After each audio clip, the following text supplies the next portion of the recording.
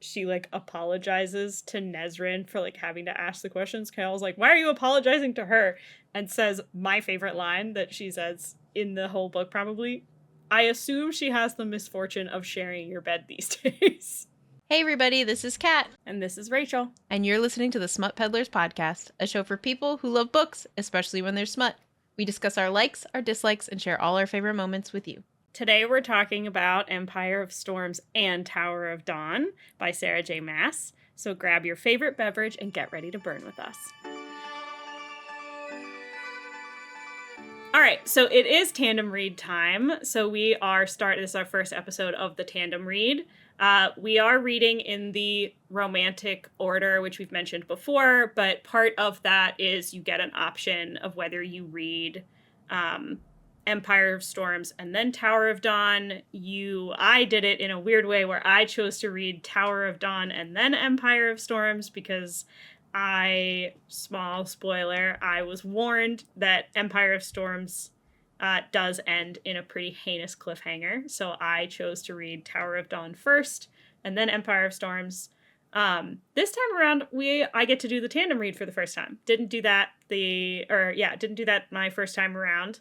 I am so far very much enjoying it. So as part of the tandem read, basically what you do is you read both books at the same time. Some very talented, very awesome person went through and read the books and kind of pieced out like chapter by chapter when you need to switch back between the books so that you can read the whole thing in chronological order. So Empire of Storms and Tower of Dawn take place at the same time period, but they take place in two different sections of the world.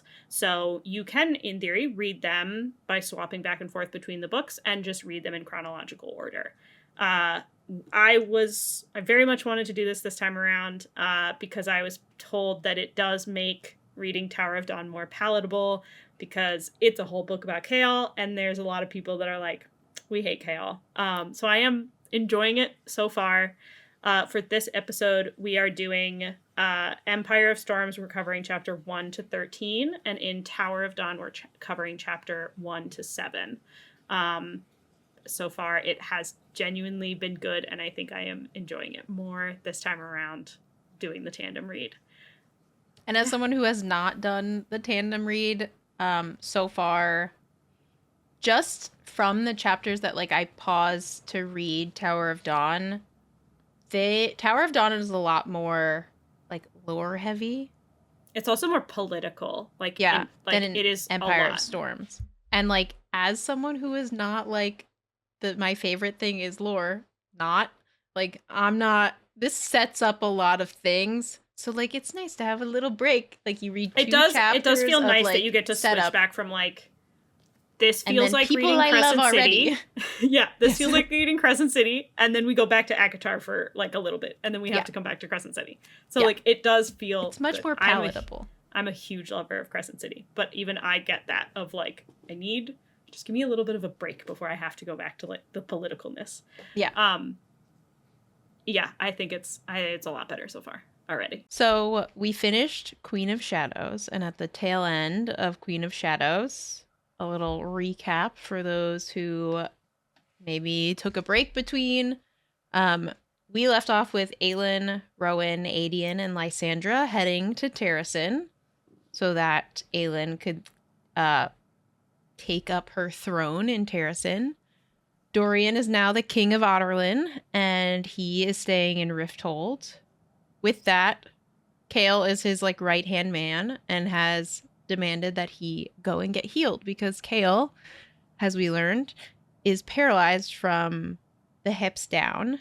So Chaol and Nesryn were sent to, I believe, the southern continent. I put southern continent. Yeah. The southern continent to meet with the southern continent like ruler that's there, which is where Nesryn is from, and then visit the Torre so that he could potentially be healed. So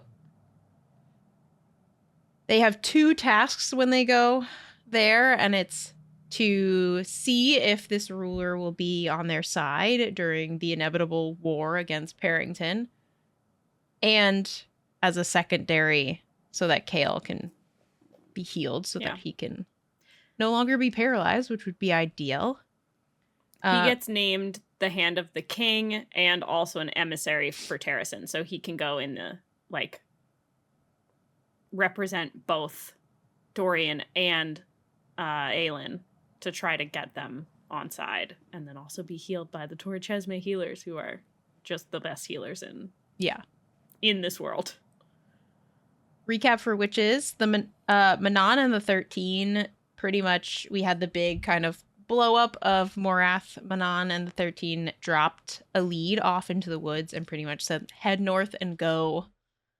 Just go." So she's in Oakwald Forest, headed towards Terrasen, and then the witches all went back to Morath. And so that's our little recap. That's where everyone is currently when you start the tandem read, or when you start either book. If you want to read them at the same time, if you want to read them individually, that is where you're starting off. As a note, like Rachel said, Tower of Dawn, it follows Chaol and Nesryn and their journey to the southern continent. Empire of Storm follows Aelin, Aedion, Rowan, Lysandra, the witches, Elide. It kind of follows everybody else that are kind of in the same general area. We get a bunch of new characters. I didn't go out and write down every name from Tower of Dawn. We get a lot of new characters in Tower of Dawn. 6 people. So many new characters. Yeah. So we get introduced to the ruler and his children. And then we get an old favorite that comes back, as Jared would say, and I want to say this on recording because I think it's hilarious. When I could not figure out how to pronounce this person's name, I showed it to Jared and was like, "Hey, how do you say this?" And he said, Wyrene, which now every time I read it, her name is Wyrene Towers instead of Irene. It's not. Because I think it's hilarious. But Irene Towers comes back. She was in Assassin's Blade, if you all remember. Mm-hmm. And she had met Selena Sardathian, and Selena pretty much taught her how to fight and then gave her a bunch of money and said, "If you don't leave now, like, you never are going to." And so she left immediately from Ilium? Like something like that. She was in some pub. Yeah. I don't remember the place. It was like Ilium. Yeah. I think that's right. She was working in a pub trying to make her way to the Torre to learn, because she was blessed with that ability, and just kind of stalled out and never really made it all the way there. So Selena gives her the money and writes her a note that basically says, like, the world needs more healers, and basically, like, pays her way to go get out of where she is. Yeah. So it's really awesome that I really enjoy that she's come back, and I love her character so far. So she's in Tower of Dawn because she is a healer at the Torre now. And so we also get introduced to Hafiza, who is, I almost said Wyrene. This is going to be so fun because you're not going to be able to pronounce any of the, like, royal children's names. Nope. Hafiza, who is Irene's mentor. And I think I put those two characters down because I think they're going to play, like, very big roles in, like, even what I've read so far, like, up to chapter 12. Like, those two characters in Tower of Dawn are very important so far. And Hafiza she kind of, like, plays devil's advocate to Irene, which I really enjoy. But in, like, a very, I don't know, it's like a very motherly way. So she's her mentor, and she's also the, like, head healer. Yeah. Like, she is the one in charge of the healers at the Torre. So Irene is very gifted. So, like, what Irene has been able to learn as she's been at the Torre is, like, significantly beyond people who have been there for years. So Hafiza has taken, like, a big she's taken notice and has like played a huge role in her training specifically as well. Like she's getting personal attention. Yeah. So I only wrote down those 2 additional characters. There is a lot. And so like in Empire Storm, there is the Coggin, who is like their main ruler, and then his children. He has 5 children. Tower of Dawn. You said Empire Storm. Yeah, I said going into Empire Storm. Yeah, but then you started talking about the characters in Tower of Dawn. Oh my god. You're right. Yep. Okay, cool. Just checking. I was like what? Huh? Those guys aren't in that book. Correct. Sorry. The additional characters in Tower of Dawn are the Coggin and then his 5 children. They have a bunch of names. I listened to that 5 or section. 4? Technically, I literally 6. was sitting here trying to remember because I was know 6 the and names 1. of 3, and then there's the one oh no, you're right. There's 4, and then there's the other one. Yeah, 5. So he has 5 children. There's 5 in total. Correct. Pretty sure. Yeah, that sounds right. Mm-hmm. So his 5. See, there's a lot of them, and we can't. There's a lot remember how many. There's a lot of children.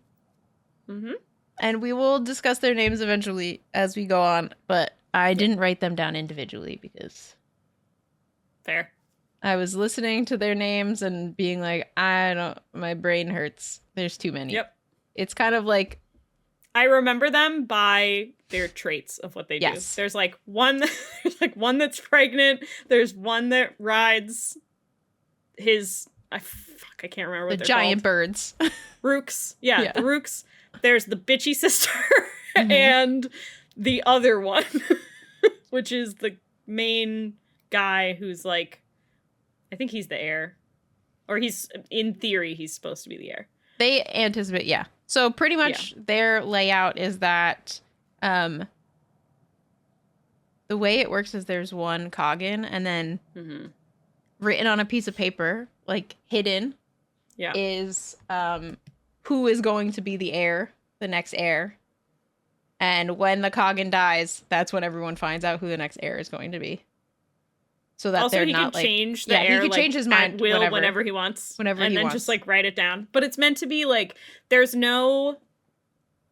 do not have a cultural like firstborn line of succession.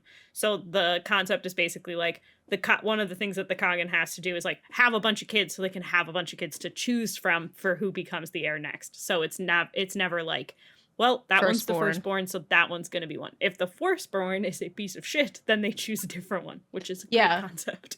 Yeah, they really go based off of like their character and how they could lead and how they could make decisions that are difficult, but also like make decisions with the best like outcome for their people, because they really are working for like their people, which is a wonderful concept.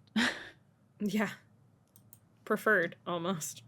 There is a caveat, though. And the caveat is... It does mean they all fight each other, like, constantly. They, like, almost so, fight...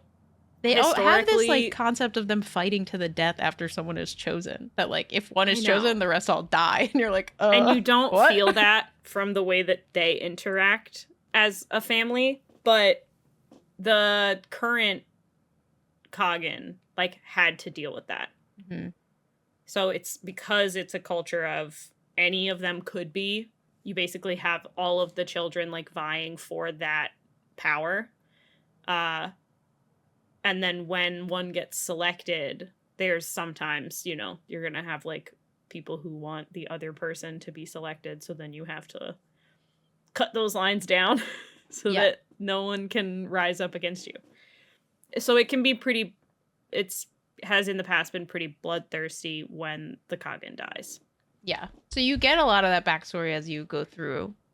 But yeah, like she said, you don't really feel that how the characters interact with each other. It doesn't feel like they're at each other's throat. They all just like want the other to succeed.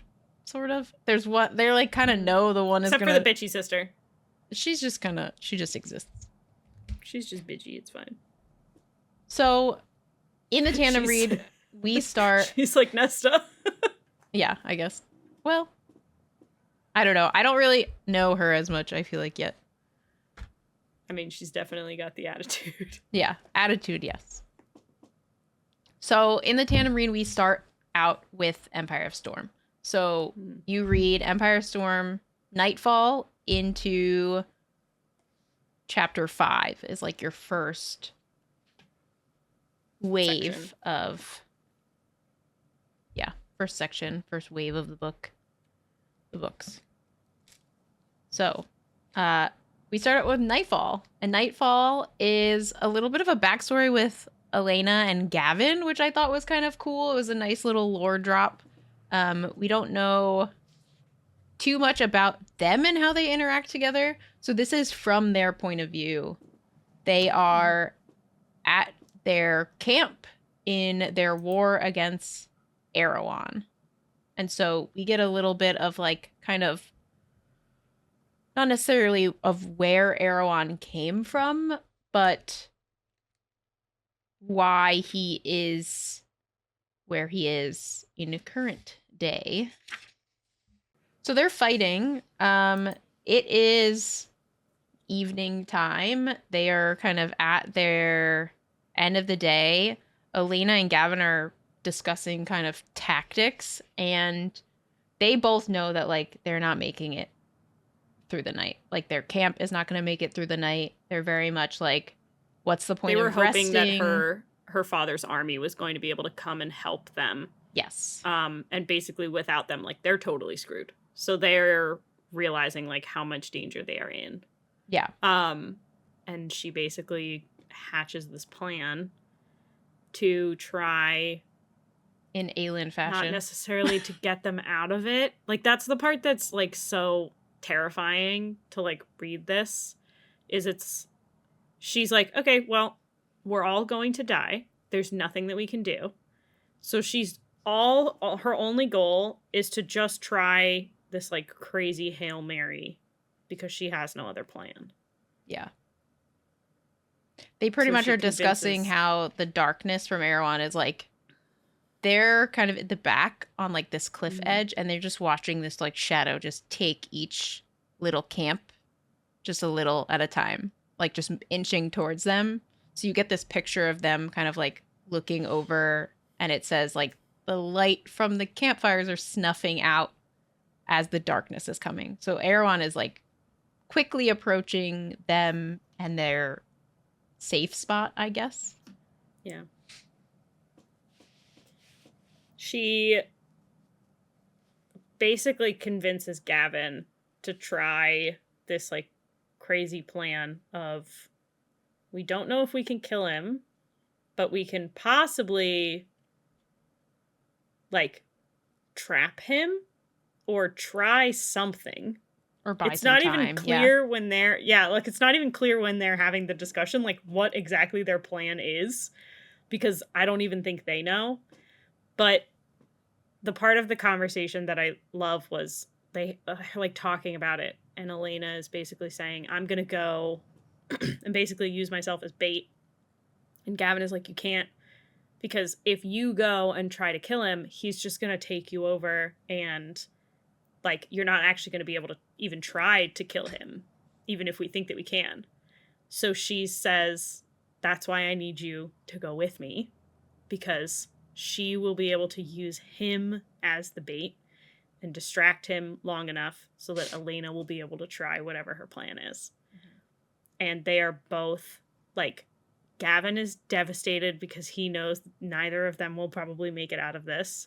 And Elena is devastated because she has to use him as like a sacrifice to be able to even have a possibility of her plan working. Yeah. And she also says at the end of this, like, no one can know that this is what we're doing. Like, they can't tell anyone. So they discuss like doing it this way. Also, Gavin brings up that like, you're basically just delaying this for someone else to have to deal with. Like, this isn't actually going to fix anything or like solve the problem. They and have Elena the conversation of says, killing Erewhon, and he's like, you can't do that. Like, he can't kill him. Killed. He's a Vold King. Right. So they talk about trapping him instead, but both of them realize that trapping him really just means that eventually he will get out, and eventually someone else will have to deal with it. And Elena basically just says that we have to hope that by the time that happens, the people that have to deal with this will be in a better position than we are to do something about it. Because they aren't right now. Yeah. It sucks, but it makes the most sense. It's like, even if they know, like, they are delaying what even potentially right now is the inevitable. Yeah, like, they know that they're going to die no matter what. So, like, they might as well try to stave it off to hope that someone in the future will be able to concoct a plan that they can win with. But right now, there's no hope if they don't even try to trap him. At this point, Fae and humans, they do not see eye to eye. They do not work together. Like, that is a big thing that they talk about. Yeah. She's quoted as saying, "Perhaps it will be a future in which Fae and humans fight side by side, ripe with power. Maybe they will find a way to end this. So we will lose this battle, Gavin. Our friends will die on that killing field come dawn, and we will use it as our distraction to contain Erewhon so that Aurelia might have a future." I think that's a great setup to where we set are. up the book. Yeah, it's so good. It's so good for setting up where we are right now. Because Dorian has power. Mm-hmm. But Chaol is human, and Chaol is like his right-hand man. Like, we have all these like parts where Dorian, they're not Fae. No, they're not. They have and power, he's not but demi-Fae either. I think it's because he's so far down the line from Elena. They're that, like, humans they don't really with power. Yeah. So, like, Dorian himself is a king. But it's the same way that, like, Irene is a human with power. Yeah. Because she's blessed with that magic from that. That's what it is. It's that they're blessed with the magic. It's not that they're inherently born with Fae magic. Yeah. Because Brandon's line is technically the one that's, like, blessed by Mala Firebringer. Yeah. So at this point, we're starting off this book with, like, their hope was that humans and Fae would fight side by side. And we know that Dorian and Aelin are, like, buddies. And Aelin is to Fae. get everyone else to get, so like, we have prepared humans to fight this. And Fae trying to get people to come together to fight. Which is, like, such a good way to set this up. Yeah. It's exciting. Scary, though. I know. Scary well, because... it's terrifying to, like, read that and be like, okay, great, so now it's us. Them, they're the ones. They have to deal with it. Okay, cool, great. Perfect. We're doing this. We got this. Perfect. Yeah. I also, also the first chapter after this is Elide, which I like that we start with Elide, because I feel like it goes from, like, here is the lack of hope that it looks like, and then we start with who is, I would say, the most hopeful person in the entire series. Yes. Is Elide. Absolutely. Oh, she's so precious. So she has been hiking through Terrasen, hiking through the forest to get to Terrasen. She still has the stone with her. She has, like, decided that she is going to go do everything she can to get to Terrasen to repay the life debt that she has with Kaltain, who at the end of the last book sacrificed herself basically to destroy as much of Morath as she could, and then also kind of that was the way that Manon was able to get Elide out. So she's out hiking her way. She hears wyverns that are, like, flying around her. She senses someone following her. And during all of this time, she's, like, kind of just trying to make her way through the forest. She, like, doesn't have a lot of food left. She's, like, kind of low on water. Yeah, she's like, collecting berries and rationing she's collecting them. berries. Also so smart. She's, like, rubbing the berries on her skin first to make sure they're not poisonous, and then eating them. It's like, she's smart. She knows what she's doing. She's gonna make it. But at this whole time, she's, like, sensing that someone is following her. It's not clear if it's, like, because she has any sort of inherent magic, or if it's just, like, that, like, in the last book they talked about there's, like, some sort of goddess or power or something that's, like, guiding her or protecting her in some way. Like, it's not clear how she kind of knows. and we find out that it's Lorcan that's following her. Yes. He's just been stalking her this whole time. He's just been stalking her. So Lorcan had attacked a Yellowlegs camp. They had been tracking him, which is why Elide kind of sees the wyverns flying around, thinking that maybe they're looking for her. Nope, they're tracking Lorcan, trying to find him. And now, so he's kind of trying to escape them and stumbles upon Elide in the forest doing that. And he starts tracking her because he can scent the like same demon smell from all of the fog that he's encountered on her. And is like, I need to figure out what this girl knows. He immediately thinks that she is taken over by a Vogue demon.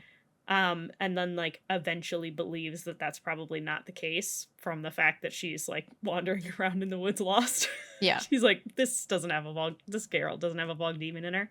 But continues to hunt her because he at least thinks that he can get information out of her since he's on his way to Morath.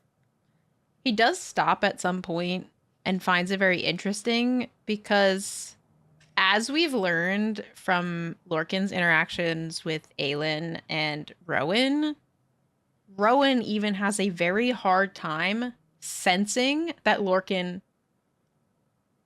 is in their vicinity. And he's been around him for hundreds of years, like a long time. Him and Lorcan worked side by side, and he still kept beating himself up for not being able to sense Lorcan before it was like too late. Like Lorcan came up behind Aelin when Rowan was right there, and he's like, how did I not sense him? Like there's this big thing, and Lorcan notices that Elide, as we talked about, senses someone following her. Like she's constantly looking around, and he's like very curious as to why she can sense him when no one can. That's why I'm saying, like, I don't know if it's the She magic got something. or if it's like the goddess that is supposed to have like been guiding her this whole time. I don't know. But she's always been that way. If you think back to her time at Morath too, like she sensed someone being in her room, which is why she went to Manon's room instead, or to the Aerie. She sensed like her uncle, cousin, whoever he is. Vernon, yeah. That piece of gross. Hate him. She sensed him existing in like the hallway before, like she was going up to the Aerie. Like she also just has this knack for like sensing people's presence anyway, which we don't know. It could just be maybe she has some kind of residual magic that kind of came to that she just hasn't used because she was a child when magic fell. But yeah, I like that little tidbit. I don't know. He also, like, when they interact, he kind of has a soft spot for her, which is like, I'm like, what's happening here? I don't get it. Like, he wants information out of her, but he's like weirdly nice to her while he's like, I don't know. Their relationship's weird. But also, I don't know. He's hate like, Lorcan. Kind of an asshole. I don't know. I don't hate Lorcan, but he's like, an asshole. He's he just is, a piece of at shit. his core, he's an asshole. He's an asshole. Yeah. Yeah. But for some reason, Elide is just like too positive a person. He's just like, it's like chipping away at his like asshole. I don't know what he doesn't know what to do with it. he's like, you're so like nice and cheery. And why? Chill? Why? I don't know. But yeah, like she said, he senses kind of demon on her. But she doesn't know that she has a word key. She doesn't know what that is. She just knows she has this stone. And so it's likely that he senses that stone. She plays it off kind of as if like, oh, well, I mean, I was with Vogue for the last like fucking forever. I've been in Morath, so like it could just be my clothes. Like I haven't bathed. I got dropped in the woods and I've been walking. Like, yep, this is where I'm at. I was like, I just have the scent on me. So I like their little journey. I think it's kind of a fun little thing. So Lorcan's running from the Yellowlegs because he killed a bunch of them, which isn't great. As we know, witch killer, not great. Not a good thing. It's another scent to add to Lorcan's list of weird smells. Yeah. And then we switch to our dream team. That's what I refer to them as always. So, if you recall from the last book, Aelin was given a gift from the little folk. She has many little trinkets that were left for her. One was a depiction of a temple. And so she knows that, like, now she has to go to this temple. She doesn't really share that information with anyone as per usual. Aelin. She doesn't share any information with anyone ever. Nope. So, great. In her little side quest of let's get to this temple, which also happens to be within, like, Terrasen's border or boundaries, she just puts that, like, okay, we're gonna go, we'll stop there at some point. They are kind of camping in Oakwald on their way to Terrasen. It's discussed that they, like, Rowan puts kind of this, like, barrier over their camp so that they're kind of safe from the elements, which I've found very, like goofy. It's raining. He protects and, like, them from the storming. elements, and then she keeps them warm with, like, her fire, which is, like, so cute. Yeah, so he makes this, like, bubble so that shelter? They don't get wet from the rain, because it's, like, constantly storming, which, you know, is an omen for, you know, just great stuff in general. Good things. Mm-hmm.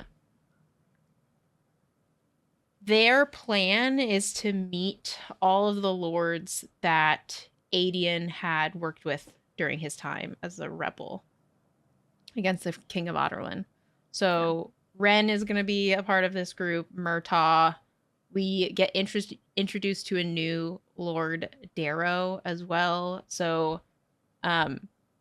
this is just a group of people that they're going to meet with, and they are kind of waiting in this section of forest, like, waiting for them to arrive, I guess. They're the lords of the territory, so, like, of Terrasen.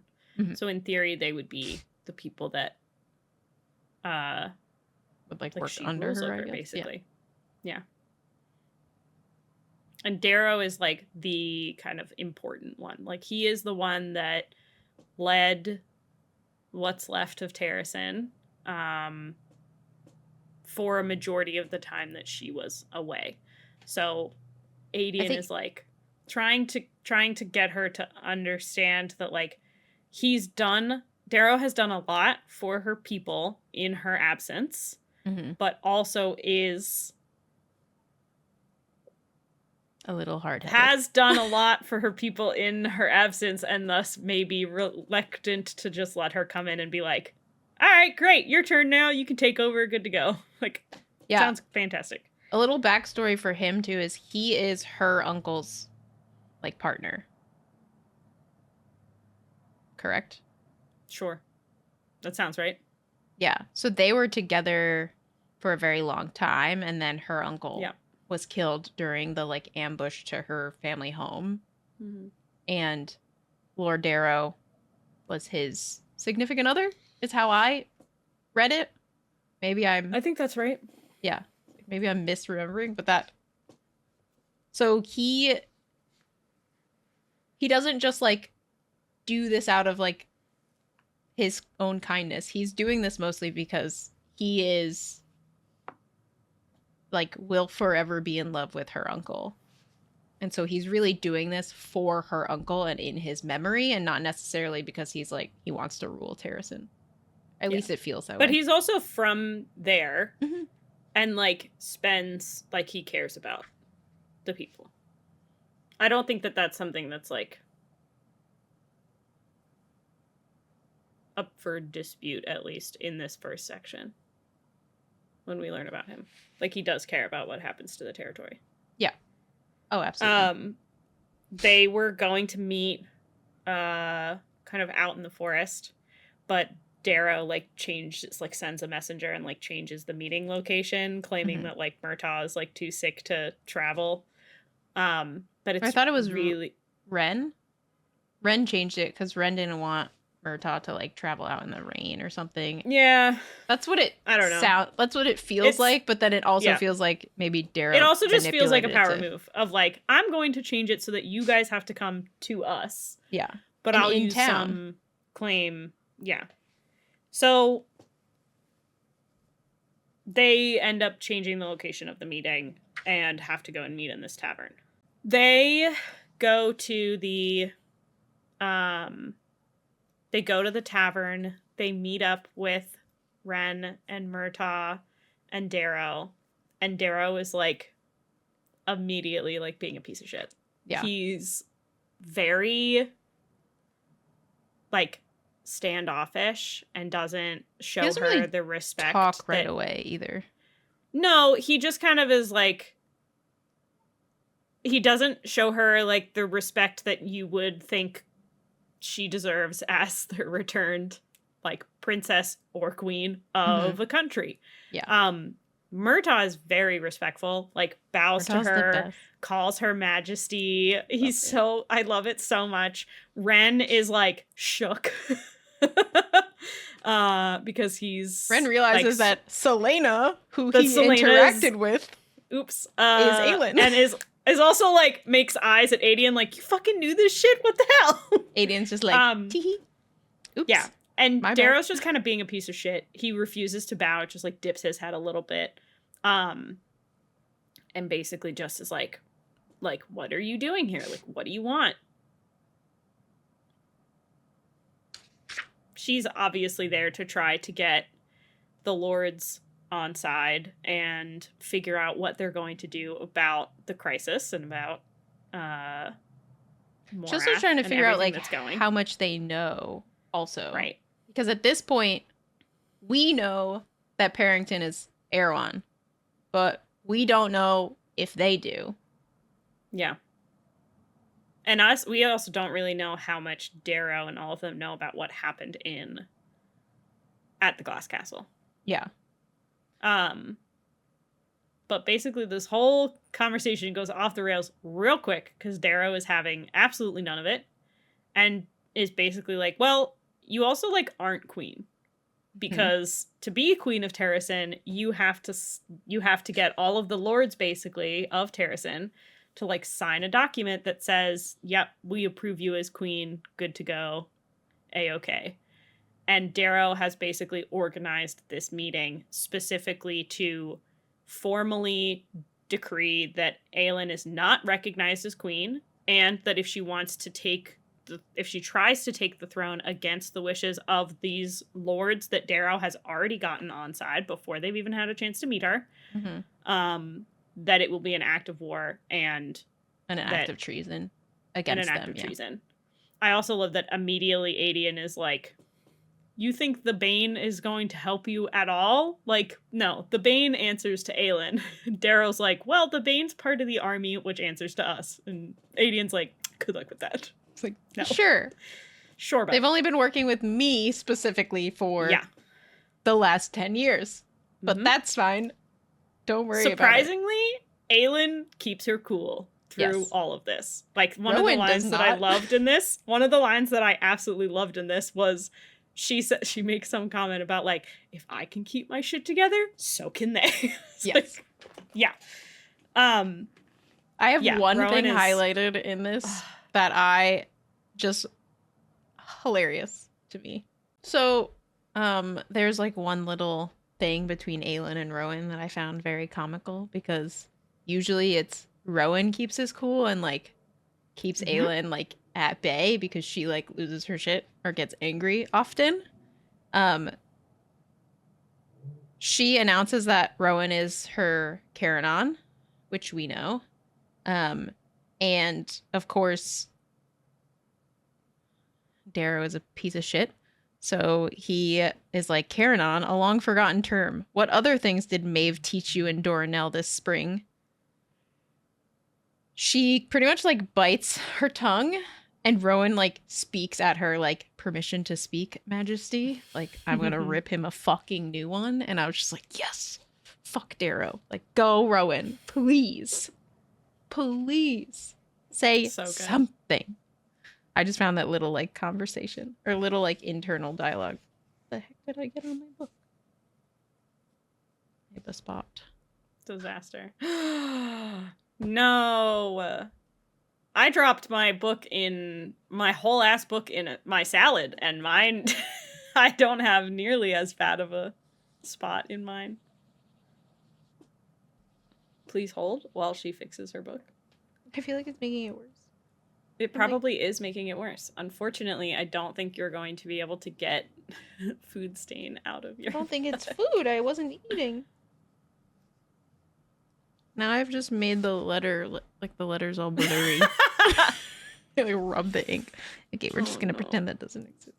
It's fine. Everything's fine.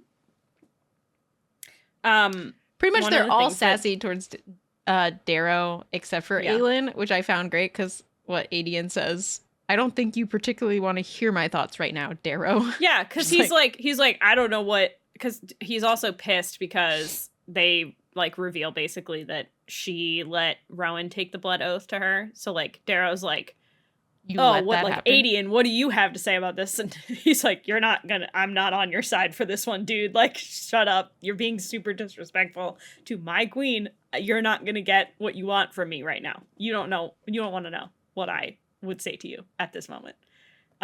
He also is like made like some comment about like if Aelin were going to be like useful, she'd like marry a foreign king or a prince or someone to like get them. He's literally shitty, so shitty. And then he goes, of course, to all of us as well, the step further than you could ever go, and basically says someone brings up Nehemia, and Darrow's like, now that was a princess that was doing everything that she could for her nation. What a waste that she died. And Rowan just is like, threatens him and is like, you're going to stop right now. And if you go any further, I'm not going to be able to control what anyone in this room does to you. Mm-hmm. At all. Like, sorry. Yeah. Pretty much their interaction ends with Darrow pulling out that piece of paper that you had mentioned and says that as of this moment, until it is otherwise decided, you shall remain a princess by blood, but not queen.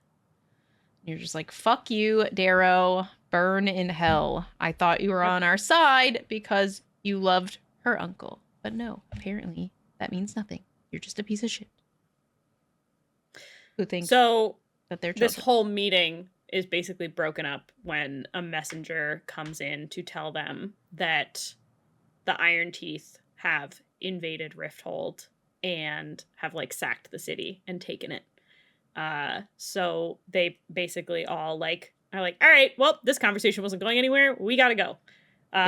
We got shit to do. Yeah, we have to go figure out how to save Dorian. Rowan is the fastest. So Aelin basically decides, not even wanting to herself, that the only option really is to send Rowan to Rifthold to try to get like Dorian out. Because the Iron Teeth are on their way, and he's going to be like his only chance. Yeah, he's the fastest. He can make wind, and he's a bird. So he's pretty much like gonna fly and like speed fly because he's going to just create a draft that like forces him to go faster. Yeah, which is kind of cool. She really struggles with it because it's the first time that she basically is like, she has to make the decision as queen to send someone, even though she's not queen to anybody else, but she's queen to all of us. Yeah. Like send someone to do work for her because she cannot, like she has to command someone to go, and she doesn't want it to be Rowan. She doesn't want it to be any of them.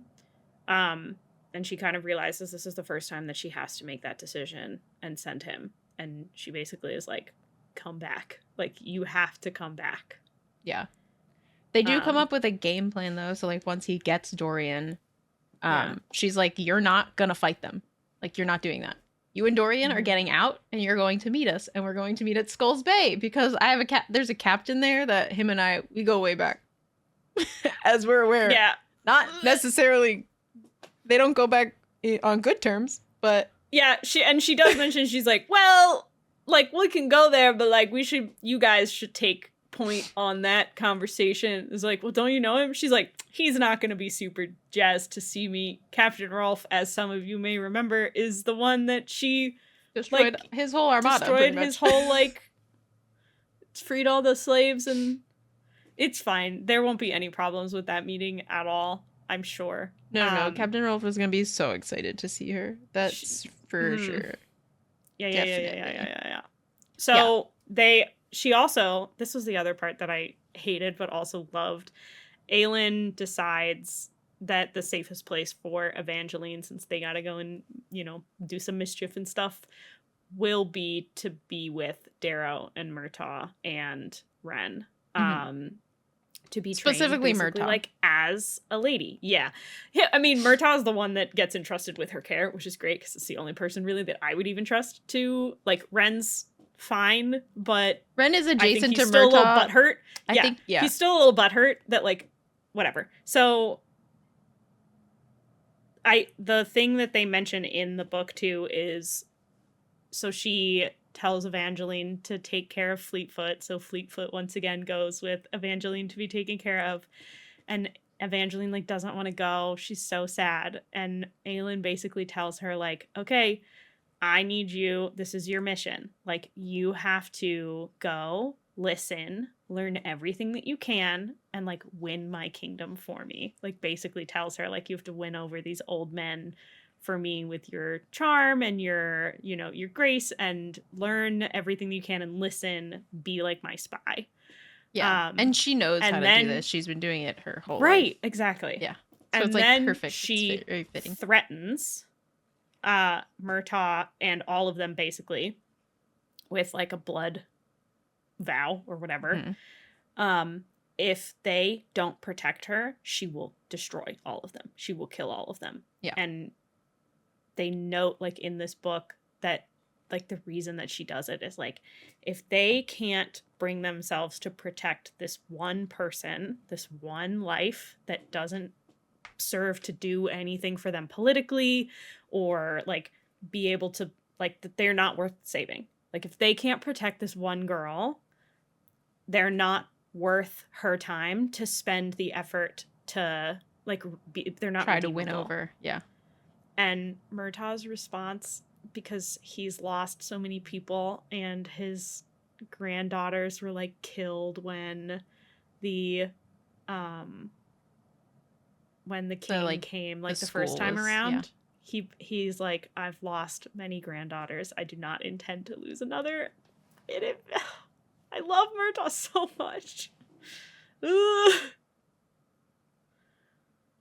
So Aelin's last, like, fuck you to Darrow is basically like, fine, you want me to go and, like, get armies and get you allies? I will go and do that. I will go and get you allies, and I will come back. And she makes another vow to Darrow of, despite how you've treated me here and despite how much of an asshole you're being, if you call for my aid and you ask for my help, I will show up. I will not doom my people out of spite of your bullshit. Yeah. And they leave. They leave to go to the temple that the little folk have basically, like, given her the gift to show her, like, this is where we think you should go. She sees the Lord of the North as well, who bids her farewell, and, like, they're off to go on their mission. Such a good start. It's so good. We do get a small tidbit of Manon getting back, like, going back to Morath. Sorry, Manon and Morath, the two in one sentence. My brain is like, Morath, Manon. Manon goes to Morath, Morath, Manon. Got it. Perfect. Yep. So they arrive, Manon and her 13, and immediately they know that Manon's grandmother is there. Her grandmother believes that Manon destroyed Morath, and she's not thrilled. Even though that's not correct. Yes. But she's convinced. Yeah. Mostly because they escaped. So, like, I think her grandmother's like, well, you escaped with your 13. Somehow you guys are all fine, but everything else isn't. Like, the things, like, and where's that, like, girl kind of thing. Yeah, like, they where's question Elide? Where Elide is, because she was, like, taking care of her. Like, there's this whole, like, Vernon believes that Manon is kind of part of the reason this happened. Parrington definitely does, and my assumption is that Parrington called her grandmother to like bring her to Morath to be like, your wing leader is not behaving very well. Mm-hmm. As her first task now, so like she did all of this stuff, Morath has exploded. Parrington is still like, I'm testing to see if you're on my side or if you're just kind of fighting against me. So his first task for her is to send her to Rifthold to like take it over.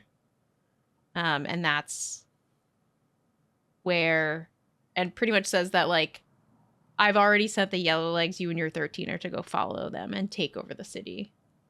And then leave Iskra in charge of that city and then come back to me, kind of thing. And you're like, ah, fuck. And the reason he wants to take over Rifthold is because, and I don't know if they outright say this, but the only thing that we know right now about Aniel is that it is Chaol's father and his kingdom. Mm-hmm. He doesn't have a black ring, so he's not under control in any manner for Erewhon. Yeah. We had this like idea that we don't really understand why he wanted Chaol to come back. We talked about potentially because he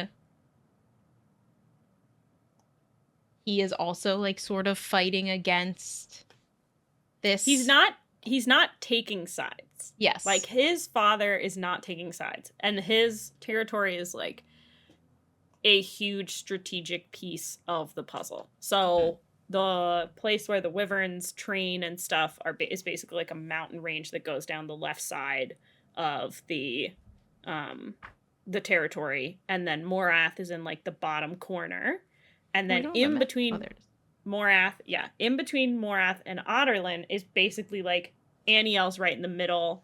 Yeah, it's like Morath at the bottom, and then Aniel, and then this river and the Oakwald Forest, and then Adarlan is above that. Mm-hmm. So in terms of like being able to march his troops up north to get to Terrasen and everything from Morath, Aniel is like the first place that they would have to get through. So they either need to get Aniel on side, or that's going to be the first place that they need to like take over basically, to be able to get through. Also in this meeting, Parrington basically like drops his mask completely and reveals himself to be Erewhon to Manon and the witches and basically like everyone else in the room, like even Vernon is there. And he reveals that he's actually Erewhon. He doesn't actually reveal like what that means, like who Erewhon is as a being, but he basically tells them that like, I've just been using Parrington's body as like a meat shield basically, and this is actually who I am, the demon prince that's been inside of him basically the whole time. But doesn't really go into any more detail.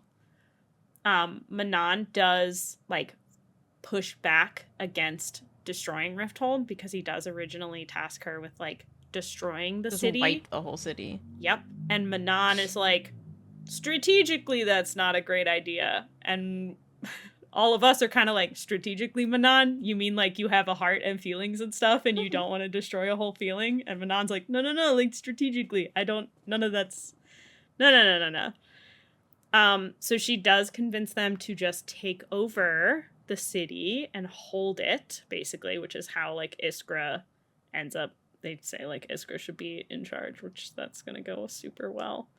Mm-hmm. The thing that got me is Vernon agrees. Yeah,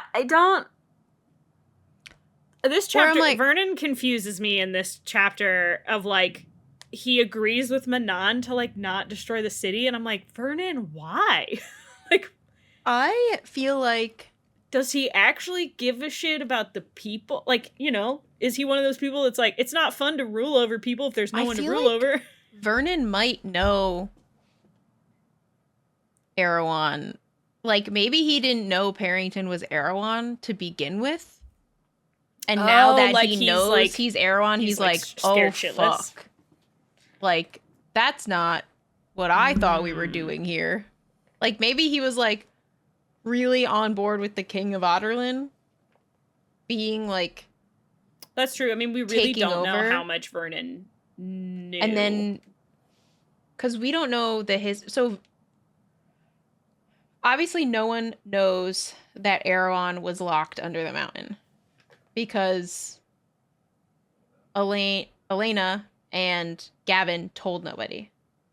It was he also mentions too that it was the king and Parrington were the ones who found it. So the only two people in theory that know that Erewhon was like down there and has been released would have been Parrington, who is a husk of a human being and probably dead.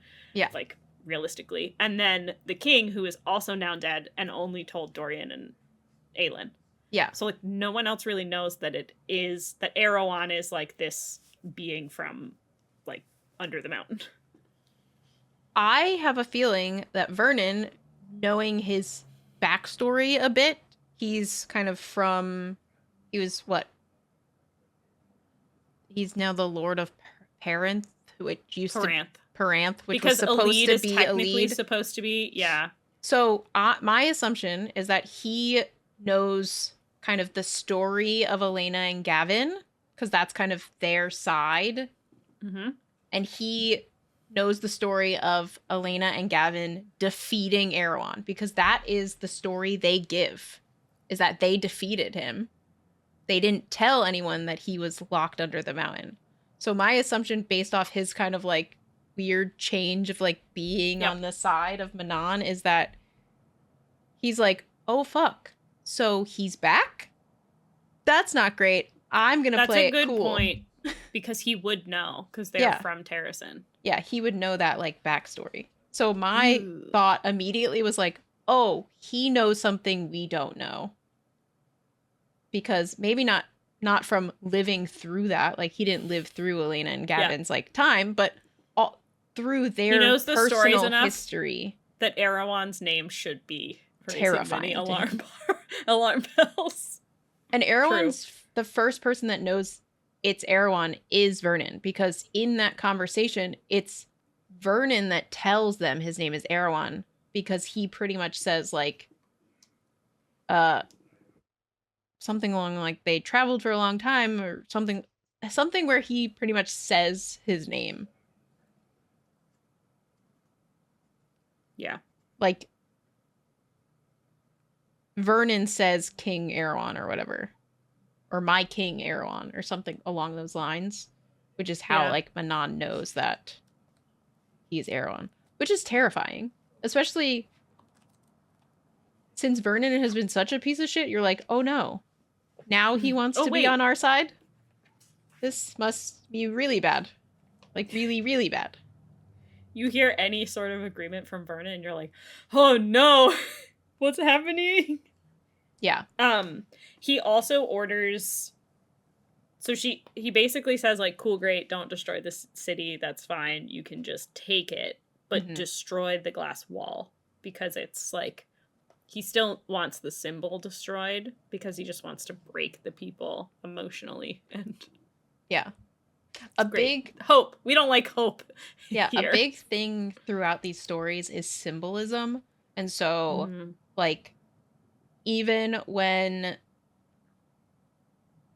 Aelin uses her fire against Maeve, it's this idea of, like, symbolizing that, like, I have the power to, like, bring down your whole kingdom. Maybe I can't destroy you, but I could kill all the people in your Fae kingdom.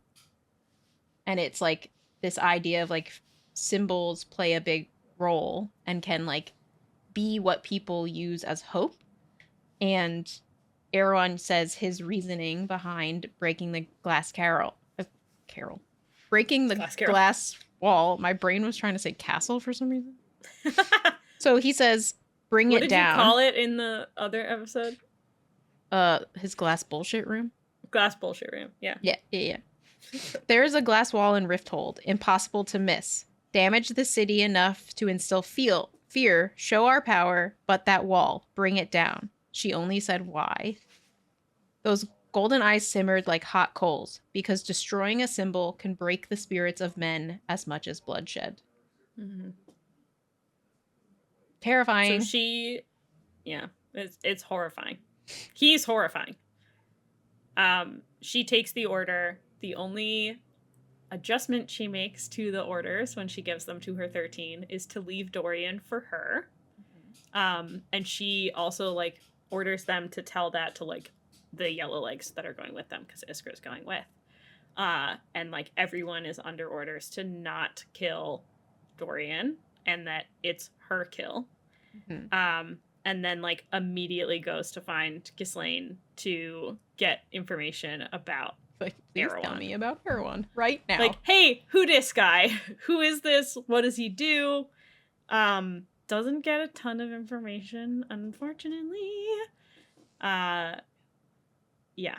She gets the same information that like kind of we all had to begin with, is that, or I would say she gets the same information that I guess Vernon would have had going into this.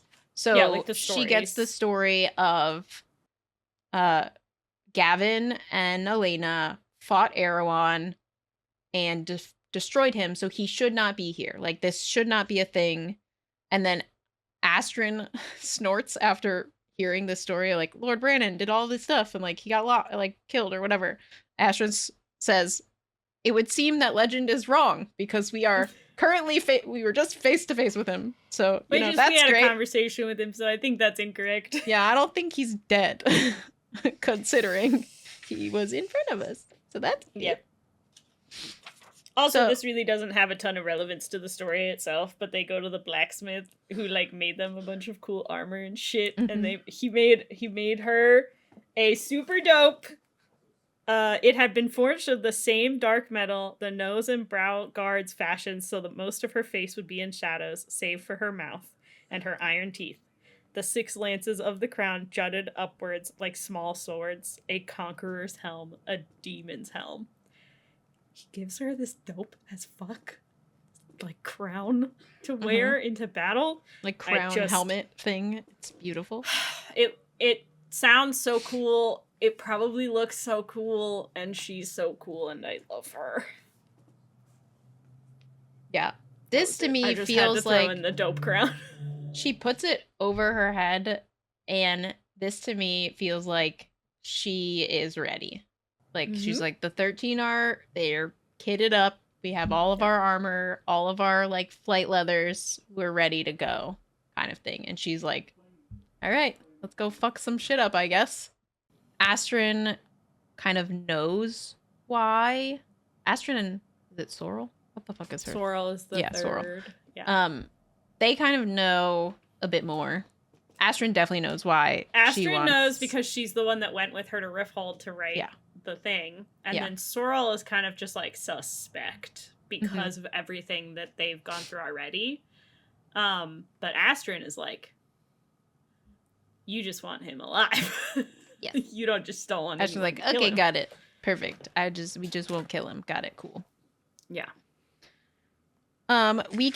This is where our tandem read will kind of starts. So we go over to Tower of Dawn now, and we get a little update of Chaol and Nesryn. So, like we said earlier, Chaol and Nesryn are on their way to the southern continent. This location is called Antica, and their whole goal, as I should say, Chaol is, in his internal dialogue, is their main goal is to talk to the Coggin, who is like the ruler of Antica, and get them, like, pretty much bribe them or get them on their side in some way for this eventual war. Mm-hmm. Nesryn, on the other hand, is like, get Chaol to the Torre and get him healed. So, like, the reason he got this kind of side quest of the Coggin is so he actually would go, because as we know, Chaol is kind of like hard-headed and never. He would not have wasn't just gonna gone go. to be like, okay, go get healed. So Dorian's like, cool, you're the hand of the king. I'm ordering you to go get allies. Also, please go get healed, you dumbass. Please. And then Aelin is like, as the representative of Terrasen, Also I Terrasen. also am gonna order you to go. So you have to go now. 2 Literally, versus 1. Everyone needs you to leave. Please go. Yeah. God damn it. Dorian pretty much tells him, like, you're not going to be of use to me if you're fucking broken, dude. Like, just go get healed. If they can heal you, why not do it? Well, Chaol is really good at feeling bad for himself, so he's just whatever. Yeah. So you get like the first chapter of Tower of Dawn. Yeah, a little update. You get of, a little bit of where they are. backstory about the continent. You get a little bit of information about the Coggin, and then basically the rest of it is just like he's annoyed that he's in a wheelchair. He's struggling to get around because he's on a boat and all he has is a wheelchair to get around. And he's figuring out how to do all of the like getting in and out of bed, going to the bathroom, like doing the stuff that he just needs to do on a daily basis, but from the chair. And he's, complaining, not unwarranted, considering the fact that he's now like paralyzed. The lower part of his body doesn't work. It's hard. I think that he's taking it surprisingly well. If we're being completely honest. Yeah. He is complaining a lot and he is doing... But his complaints are all like internal. They're not like... Yeah, he's not directing them at people. Yes. Which is, I would say, a step up from Chaol. But in he's general. also not talking to Nesryn much. Yeah. Like, they had a relationship beforehand, and you also got the sense that, like, when it ended at the end, that they were still kind of going to have some sort of relationship, and it starts out, like, not, like, he won't let her touch him. He's, like, kind of standoffish and doesn't necessarily, like, return any of her advances at any point. Yeah, he's very in his head about whether his manhood works in general, and he's very much like, I must take care of the people around me, so he wouldn't be able to just not myself a lot. He's not himself.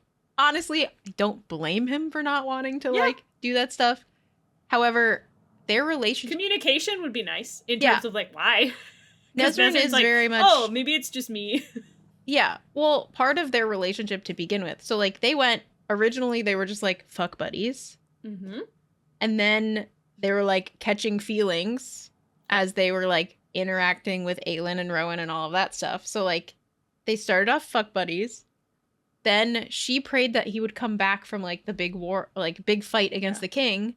He did come back. They realized that, like, they wanted to spend their lives together because Chaol was like, after this, like, we leave. We just go. We just don't do this anymore. Like, you and I will just go anywhere you want.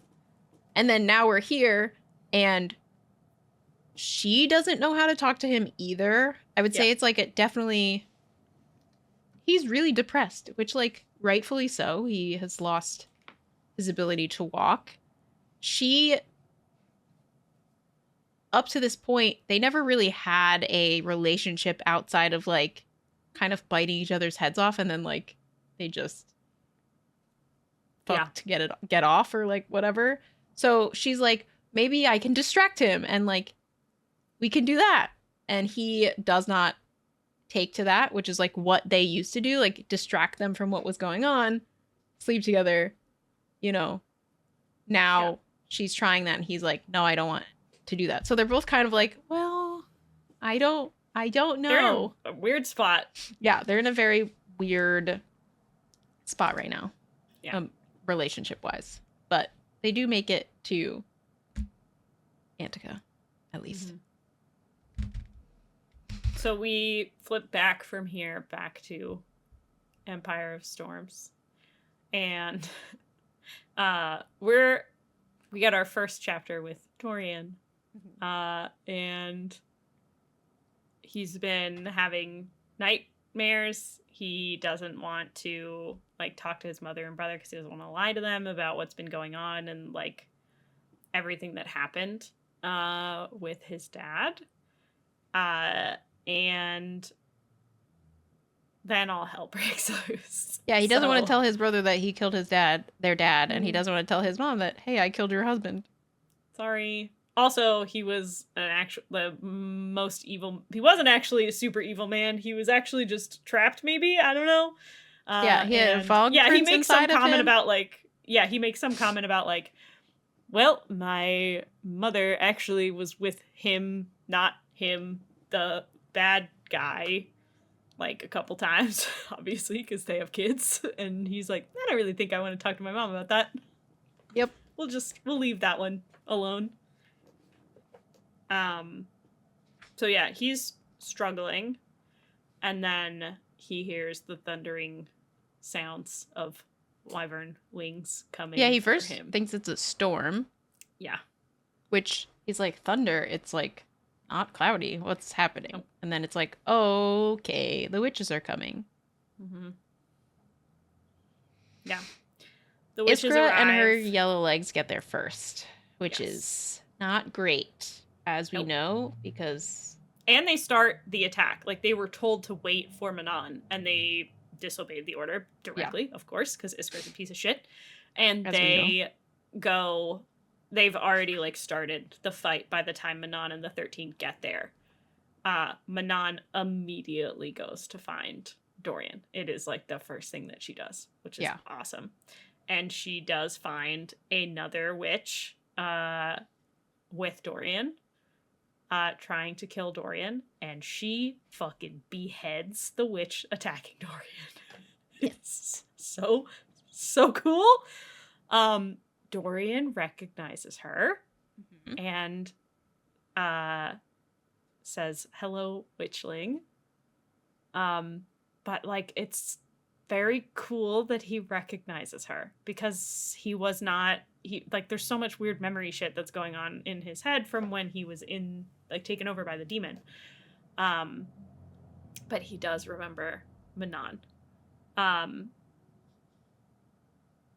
He had been using a bunch of his ice magic to protect himself and attack the wyverns that are attacking his city, and now he's used too much magic and was hit with a wyvern tail during the fight, and that tail was coated with venom, which absolutely should have killed him. But his magic immediately went into action and basically is burning the poison out of his system so that it does not kill him. But that has drained his magic even more. So when Manon shows up and saves him, she's like, okay, great, you're alive, but also why? How are you alive? How is this possible? She's full blown panicky. She's like, what the fuck did I just do? Oh god. Yeah, pretty much as you her read internal through, dialogue is just shit. Yeah. As you read through, you get just the italics. Shit. Something happens. Shit. Manon sees this. Shit. I just killed a witch. Shit. And it's just repeatedly. Is anyone gonna find out? Shit. More of them saw. Shit. I have to kill them all. No. Yes, it's just back to back. You're oh no. She is spiraling. And she's doing this for Dorian? Or she, I think, is trying to justify it as this is my life debt to Aelin, Galathinius. Yeah, but then she does say that he owes her a life debt now. Yeah. So then it's that also could just be she's trying to cover herself and be now you owe me, so I'm gonna call that in later. But Rowan shows up while they're basically fighting to escape and makes it so that Manon can't breathe, and Dorian's like, stop, please, wait, wait, you saved me, don't do that. And Rowan shows up in the nick of time, and doesn't kill Manon pretty much, and then whisks Dorian away to safety. And Manon basically yells to him that now Dorian owes Manon a life debt, that she will prepare yourself for the day I come to claim it. Yes. Cool. Before Dorian leaves, he knows that she's kind of like not sure. Like he can tell she saved his life. Like there is no doubt in his mind that she is teetering on the edge of like working with Parrington or not, or working. Her allegiances are in Dorian question. doesn't know. Does Dorian know it's Erewhon? I don't think he does yet. Yeah. So well, no, yeah, he does, because he's there in the throne room when they're like, when his dad tells them everything. Oh yeah. Yeah. So he has to know. He knows. So he's kind of like, are you on Erewhon's side or are you on our side? Which is like against him. And so he says to Manon, "Find me when you change your mind, Blackbeak." I wish he kind of said witchling. That would have been very fitting. But yeah, but he calls her a witchling before, so it's fine. Yeah, that's fine. And then they get out, like, or they don't get out, but they leave. So Manon is like sick. Turns around like, I got to cover all my tracks that. Yeah. So she basically like makes, like, goes up to the top and like has Abraxos like roar pretty much. His like roar in victory and like command from the skies, but it's pretty much like it's over almost by the time they get there. Yeah, she pretty much demands the witches to stop, and Abraxos demands that the wyverns stop, and they listen, which is great. From like continuing to slaughter and kill everything. But Iskra's pissed. Iskra's like furious. Because this was supposed to be her moment. Yeah, her time to shine. Yeah. And Manon is like, yeah, you've done enough, thanks. Yeah. You're good. And Iskra like books it back to Morath, because she can like smell the blood on her and basically like accuses her of killing the Yellowlegs that she did kill. Yeah. But not it's great. like Manon basically is like, everyone was told not to kill the king and not to kill the prince, and that he was mine, and they got in the way, and then I killed them because they tried to kill me when he was my kill in the first place. Yeah. And Iskra's like, bullshit, I don't believe you, I'm running home to mom. I'm so telling she like everybody. flies back to Morath. Yeah. At this time, Dorian and Rowan are making their escapes, and they're using the existing remaining tunnel system. Yeah, back to the sewers and tunnels. Great. Under the castle. Dorian is internal dialogue. He is like really having a hard time with leaving, which I get. He sees him leaving as like being a coward and like I'm escaping while like my people are dying. And Rowan continually has to like kind of convince him that like if you die, there is no Rifthold. Like there's no hope. Yeah, there's nothing. So like you need to live so that we can kind of come back and like fight against Erewhon. If you are dead, like it's just Aelin. Like that's all we got. So it's better for his people if he stays alive. So they move through the tunnels. I liked that they got to the point where, I don't know if you remember in book 2. Yeah, where Aelin she kills him. Well, yeah. So the spot in which Aelin killed Archer. Yeah. That took me a second too. I was like, oh no. Rowan sense it when they get there. Like he smells it, and Dorian kind of says like, oh yeah, this is where she killed Archer. And he's like, oh, okay. Put that one back there in my brain somewhere. We're gonna ask her about that file later. that. But this is the same location where there is that little like boat that she noted in like book 1 when she was like exploring of like, if I ever need to get out, this is where I'll go. And they use that, which I thought was kind of a nice little setup. They tuck Dorian, or Rowan tucks Dorian in and like covers him with like blankets and whatever, pushes the boat, and then he transforms back into his hawk form, flies overhead to kind of like monitor, and then uses his wind to push the boat out. Yeah. To sea, so pretty much. Escape. So they can leave. And they basically make their way to the meeting spot that they had all agreed to beforehand. They talk about Sorsha and Aelin and kind of the guilt that Dorian feels. It's like the first time that Dorian really has like a heart-to-heart conversation, I think, with someone about everything that has happened to him up until this point.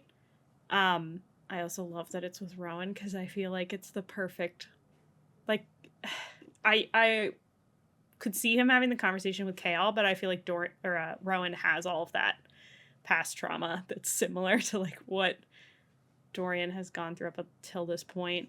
And Rowan tells him about his mate. Yeah, I was gonna say this is when Rowan also lets him in on kind of like some Rowan lore. Also, it's cute because he says that like Aelin hadn't told him that part, and he's like, "Well, I guess it wasn't really her story, her story to tell." But like that she's told him a bunch of other stuff about Rowan, but like kept that one to herself was also like really sweet. But it's a nice conversation that they have because Rowan's like, it's going to be hard for like, it's not gonna not hurt, but it will get easier. Mm-hmm. And they talk, Dorian describes like their thing as like Rowan and Aelin's thing as her more than love for her. Yeah. It's so cute. It's very cute. So Rowan also had that same, like his instinct was to go back because he's a warrior. Like Rowan had this instinct, like he heard all the stuff behind them. Like they both did, like as they're kind of going out to the Aviary to like escape.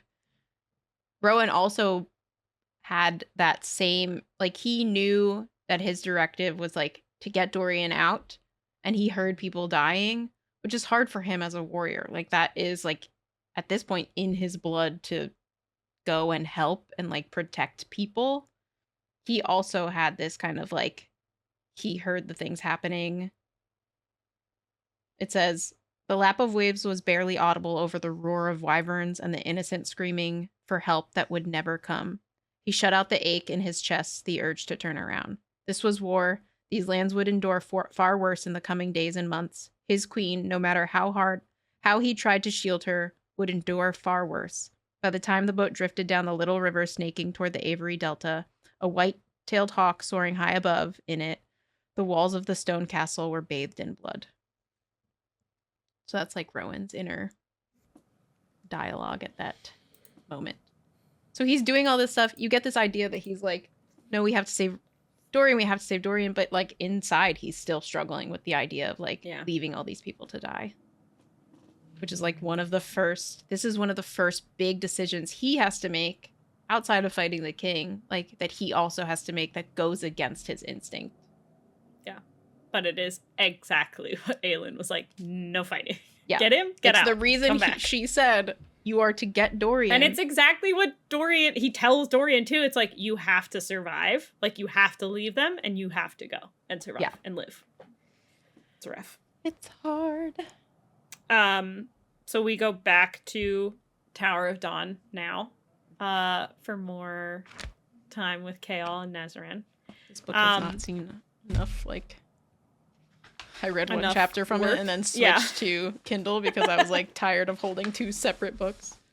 I do recommend for any of our listeners or viewers, I had both books and I have 3 cats. So if you have cats and you like to read in bed and your cats like to be on you in bed, it is significantly more difficult to read 2 physical books at the same time with 3 cats wanting to be on your lap.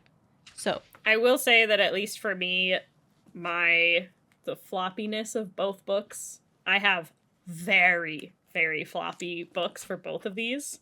So my Tower of Dawn is a little stiff. Yeah, mine is not stiff. Mine's very floppy. So mine they like laid open on my bed, and then I would just pick it up and then put it down, and then pick the next one up. I think put it down. Your cats are less aggressive, like in your face. Nyx is extremely aggressive, like, but it's like only at night. Like if I'm in bed, she won't freaking leave me alone.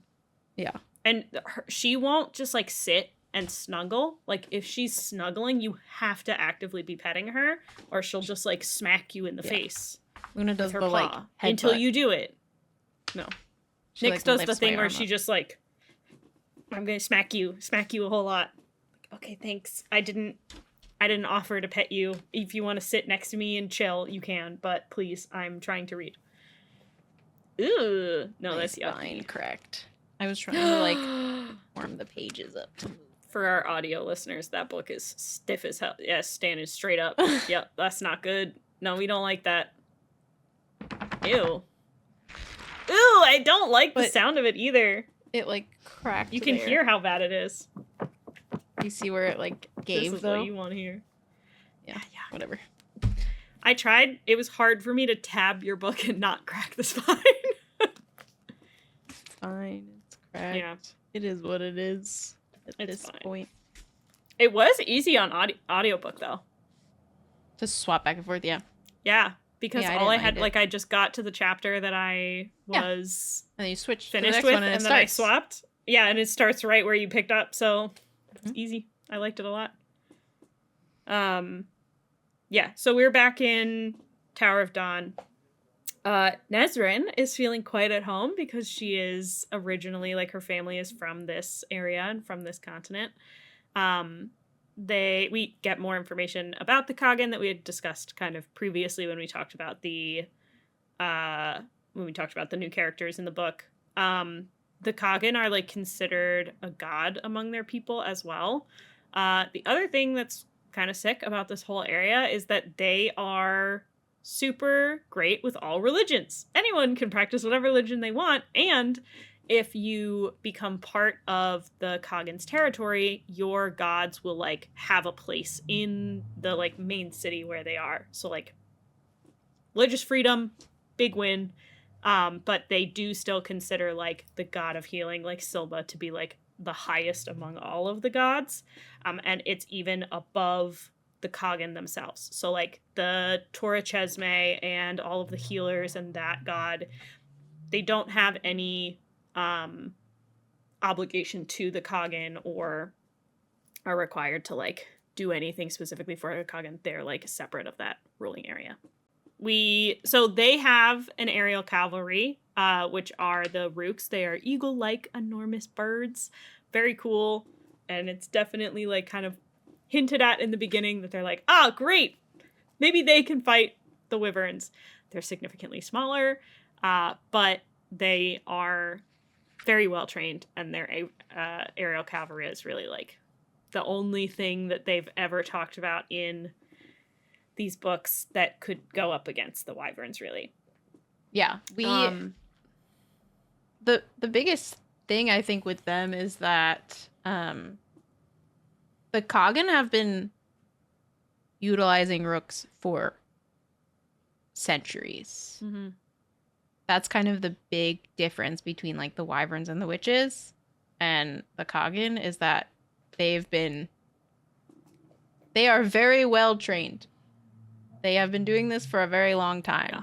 So, like, they could potentially stand against another flying being. Yep. Granted, we haven't seen it, but that is a very good, like, you have someone with centuries of, like, the ability to fly and, like, are one with their riding part, like, they're one with their rook. And so it's very similar, like, sentiment that Petra talked about, of, like, they're one with their wyvern, but they've been doing this for, like, a lot longer. So yeah, fingers crossed. Yeah, I hope that it'll go well. Yeah. We learn about the Kagan's 5 children, and this is also where we learn that, like, Chaol and Nesryn, like, go in and start having this conversation with the Kagan and are, like, asking about basically, like, laying the groundwork for an alliance. And the Kagan is like, your spies are absolute garbage if you haven't heard what's been going on in our area recently. And it's revealed that of the Kagan's 5 children, the youngest heir, Tumaloon, has like recently passed away. And it was basically revealed that they like killed themselves. They Yeah, jumped it's assumed off of that a balcony. yeah, she killed herself. Yeah. So Nesryn and Chaol are immediately like, shit. So this is now like, you know, really uncool that we're here at all in the first place, but unfortunately they kind of still have to be. And then the Coggin drops just some more fun tidbits of information on them that their spies found out that Rifthold had been taken over by Parrington's army and the witches, and that the city like has been sacked. Yes. Nesryn starts panicking immediately because she's obviously scared for her family. And Chaol's like scared for Dorian. And the Coggin refuses the like jewels and gifts that they've brought from Aelin. Yeah, pretty much to start the knows... conversation, they like were like, "We have all of this stuff for you so that Yeah. you work with us," and he's like, "I don't need that." Basically, everything that you learn out of this first like chapter with the Coggin is like he knows everything. Like he knows that Aelin is Selena as well, which is crazy. Like knows that she had this fight with like the demons in the north when they were at the what's the name of the fort that they were at? When Mistward? Mistward. Like he knows about that fight too. He knows kind of what happened at the Glass Castle, that like I mean it's assumed that like they take the word that Aelin said to everybody, which is that she killed the king, not that Dorian killed the king. But that they like know all of this already. And the Coggin is like, I don't trust Aelin, who used to work for the king as an assassin. I don't want anything to do with her. No. Yeah, he pretty much says, I do not want her blood money. Yeah. Referring to like the jewels, which I was just like, oh god, we're fucked. Oh no, he's never gonna be on our side now. So Nesryn's in like a full panic. They like go back to their rooms, and Nesryn goes back to her room alone. Doesn't talk to Chaol. Chaol she's can't spiraling. really do anything about it because he's in a wheelchair. And this happens like a lot throughout this, where like Chaol is stuck not being able to go to Nesryn or help Nesryn with anything, because to be able to do that, he would have to ask for like the servant that's been assigned to him to help him. And then that will get back to, like the royal family, because everyone's basically a spy as well. Like they're gonna find out because gossip will happen. So he can't go to her. He can't like request that she come to him because like there wouldn't really be any reason to, apart from people finding out that they have some sort of relationship. And he doesn't want that used against him or her. Yeah, or her. Yeah. Like so it's really hard for both of them. He's really struggling with like how to get the Coggin's alliance, especially with this position that they're in now. One thing that got me is that we go back and forth with Chaol being like, this is Aelin's fault. Oh no, it's not.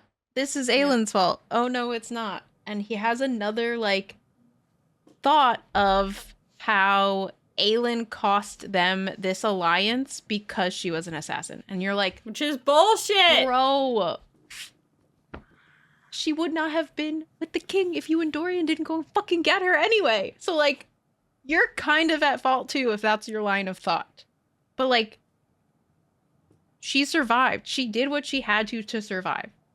He does, I think, through this though, like kind of go back on that thought, but still I wrote, he like talks himself out of it, idea but of like, he falls back on like, blame her. It's like everything that she does like is the wrong decision to have made. And I'm just like, dude, I'm sick of it. Yeah. So tired. It's like, just. So, yeah. The other thing that basically happens is one of the sons' names is Caution. And Caution is, I think, he's the second son. Yes. He goes to talk with Chaol because he suspects that his sister didn't jump. Yeah. He doesn't believe that she would have done that. I But think he also, of all of them, like him and the youngest were like the closest, is how it's yeah, because described, as like they were very close. And so he's like, she would have Caution never doesn't spend a lot done of time like this. at home. Like he's described as like having like he commands like a certain part of their army or whatever that live in a different area. So like he's usually not home a lot, and the sister that died was like would be with him a lot, Hmm. helping with that stuff. So he's like, I knew her very well. I don't think she would have jumped. It doesn't make sense. But like even the healers at the Torre were like, that's the determination that they made, is that she jumped off of that balcony and like killed herself. So Caution is basically like telling Chaol, like, with everything that you know of having been in the north with those things, is it something that could have caused this? Hmm. And Chaol is also like very like warns Caution, like, if it is, then and they're here, you have a far bigger problem than you think you do. Yes. Um so they basically are both like on alert now and share tidbits of information with each other. Yeah, he doesn't fully tell him about the Vogue, but he kind of tells And him I'm that, sure like, Caution's leaving a bunch of there's shit this out too. darkness that can control your mind a little bit. So, like, Yeah. it's possible that she didn't kill herself, or maybe it convinced her to, or was her only way out. Like, as we know, like, Aelin's been taken over by Vogue darkness. And so if the sister was fighting against it, she was like, if I die, they can't have anything. Like, they can't And like control me. every single person that we've talked to is like, kill me. Like as Mm-hmm. soon as they get a lick of like control over their own body, they're like, just kill me now, please, because I don't want to live like this. Yeah. Even Dorian kind of has that thought. Dorian wanted to die multiple times. Yeah. We read so many chapters where it was just, I don't want to be here anymore. But even when he came out, like, even after Yeah. he broke this, because of his nightmares, he was just like, I just don't want to do this. Like, am I strong enough to do this? Because I'm fucking dying on the inside, guys. PTSD. Yeah. So great. Yeah, so part of that request, so Cassian comes to Chaol kind of on the side, in like meets him in his rooms or whatever, and then he's kind of like, can you see if you notice something as an outsider internally? Like, come to dinner. My father wants you guys to come to dinner with us. It's like, I think originally he came under the guise of like inviting him and Nesryn to dinner, because that's like, and then he kind of like adds this little of like, I'm suspicious of everything that's happening. Maybe an outsider has a different opinion. Can we chat about this theory I have? Yeah. I wrote, okay, we move into a part that like, not really that important. Maybe. I don't know. But we talked about Chaol has a servant that is dedicated to him. I guess part of that in this land is that servants are more than just like there to help you. They also perform sexual acts, I guess. So I wrote, the servant is serving. I thought it was. I found that very funny. They like mention a couple of times that they don't have the same cultural, like they're more free with their bodies, like in general. So the first time that you get this information, it's definitely like you're meant to think that she was sent more as than just a servant, of like also that like she would be serving him in other ways. But like the more that they talk about like, well, we're just, you know, more free with our bodies, it's like it's not a big deal, then it makes me think back to this and be like, was she just literally like doing her job? It's just like, I don't know, maybe that was just part of it.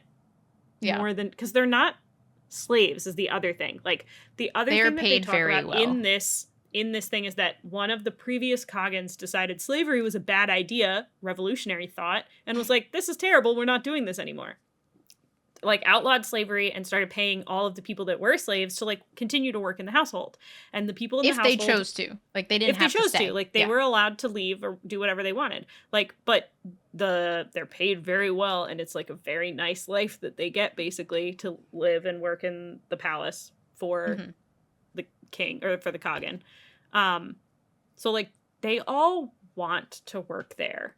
Like, it is a very good job. It's to a cushy have. life. Yeah. I mean, it's definitely better than a lot of the other shit that you would have to do. Yeah. So, like, it's like one of those things where it seems shady at the start, and then as you learn more, it's like, okay, well, maybe it's not, you know, as sus as it seemed right out of the gate. But, like, either way, Chaol wants absolutely nothing to do with it. Yeah, She's he's like, nope. He's like, no, just wash me only, please, and get out. Yeah. Like, I'm not having it. Yeah. So, yeah. But it's the first time that Chaol's like, no. Oh god, don't. What's happening? This is where you start, like, this is the first bit where you're really like, cool, great, Chaol is having some confidence issues. Yeah, well, that, and I didn't take it necessarily as that. I took it more of like, this is where he's like putting his foot down of like, I really care for Nesryn and I wouldn't do this to her. Well, that too, but I think it's also like, he's very uncomfortable. Yeah, he's not comfortable with He this. doesn't want her. It's not even just that she's like naked in the room and that's uncomfortable. It's like she's naked near him. Or not naked, but like, you know, covered by basically like sheer a slip cloth. that's not covering much. Yeah. He's just like uncomfortable with it entirely. Mm-hmm. So we're with Chaol, Tower of Dawn, and now we're switching over to Empire of Storm. We're back with Elide. This is now Elide's point of view. She knew she was being followed. She is kind of still just like, just keep going. If I just keep going, this thing isn't getting closer to me. So like, maybe we're fine. Like, we're good. It's fine. The one thing that as she's going, she hears a howl that she recognizes from her time in Morath. Yep. She doesn't originally, like, she can't originally put her finger on it exactly. She just knows that she's heard it before, which is worrisome. And then as she, like, whips around, it's like, oh, hey, Lorcan's here. He's finally decided to, like, make his appearance. Yeah. She turns around and just sees him standing on the other side of, like, the pond that she's drinking water out of. Yep. Which is great. We love that. So good. At this point, she is exhausted because since she knew she was being followed, she didn't, like, camp out at any point. She was like, I just have to keep going. She would, like, pick berries on her way, grab water as she's walking through, but she never actually stopped to rest. She also was trying to lose the person who was following her. So she kept making... She does a great job. turns. The issue with this... Like, this made me laugh so hard. Yes. So she just turn here, turn there, turn here, turn there. It's noted that she no longer knows if she's going north. Where you're like, Elide, you've been walking for weeks. And you don't know if you're going north anymore? Where are you? She tries so hard to lose him and gets herself lost. Mm-hmm. Like, yeah. Elide, no. Because she can't see the... It's also because, like, she's so deep in the forest or whatever that she, like, can't see the star that's supposed to, like, lead her home. Yeah, she was looking for the North stag. Star. Yeah. God damn it. Like, So- Elide, no. Yeah, not great. So she's face to face with Lorcan now. But on the positive side, Lorcan is like a bit more concerned with the things that are hunting them than they are with like her specifically. Yeah. It does confuse me, like, how much he does. I mean, we talked about this once already, but like how much he's like, okay, great, now I have to protect her too. Because I guess like he thinks that she knows enough that it's worth it to protect her and run with her and then get information out of her. Then it would be to just like try to save himself. I think he realizes that they're not hunting him. They're hunting her. He doesn't yet. He doesn't until they start having the conversation. I guess that's true. Like, so they like realize that they're being hunted from two different sides, and she like doesn't necessarily trust him, But she's like, well, yeah, you're right. I'll definitely die if I don't go with you or stay with you or whatever. But they get, like, confronted by them. And they, like, they make it sound like they're hunting him. And then they say, oh, like, we were going to give you a quick death, but now you're standing between us and our prey. Mm-hmm. And Lorcan's like, hold on, what? I'm not your prey? She's your prey? Who the fuck is this girl? And what is happening? Yeah. So he tells her to run. He tells, like, Elide to run so that she can, like, start booking it, and then he can have time to fight these guys off without having to worry about her.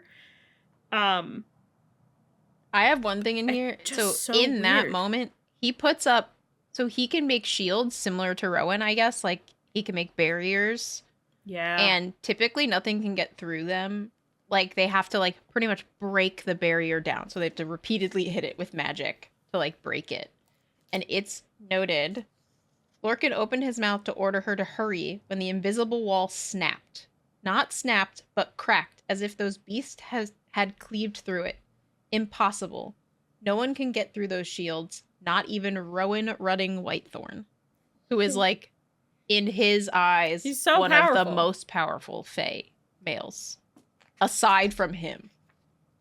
So it's like, Lorcan and Rowan are, like, on even playing field, sort of, in their Fae power.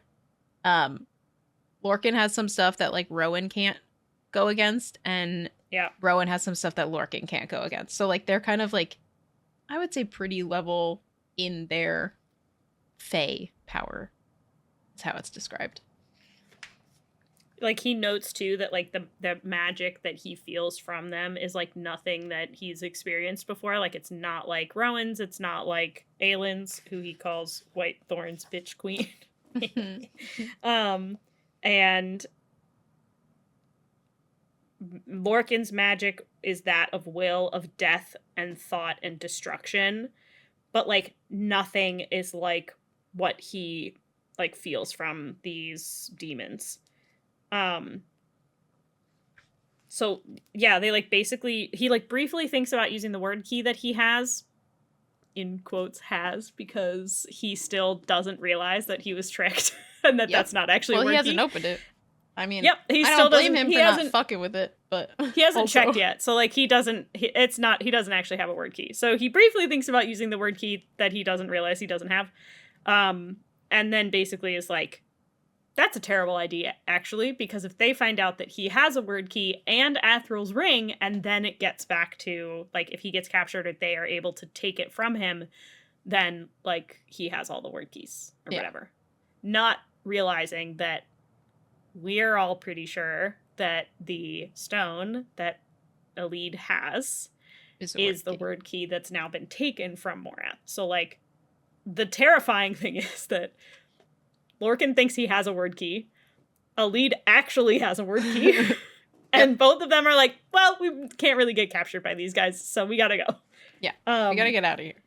Yeah, but he does have Athryl's ring, which would prevent, like, it's, again, like, the best defense for someone who's gonna possibly be taken over by a Vogue demon. So we learn during this conversation, like, the actual name for these creatures as well. They're called the Ilkin, and they're, like, the hunters. So they're supposed to be the ones who are able to, like, go out and track people that they're looking for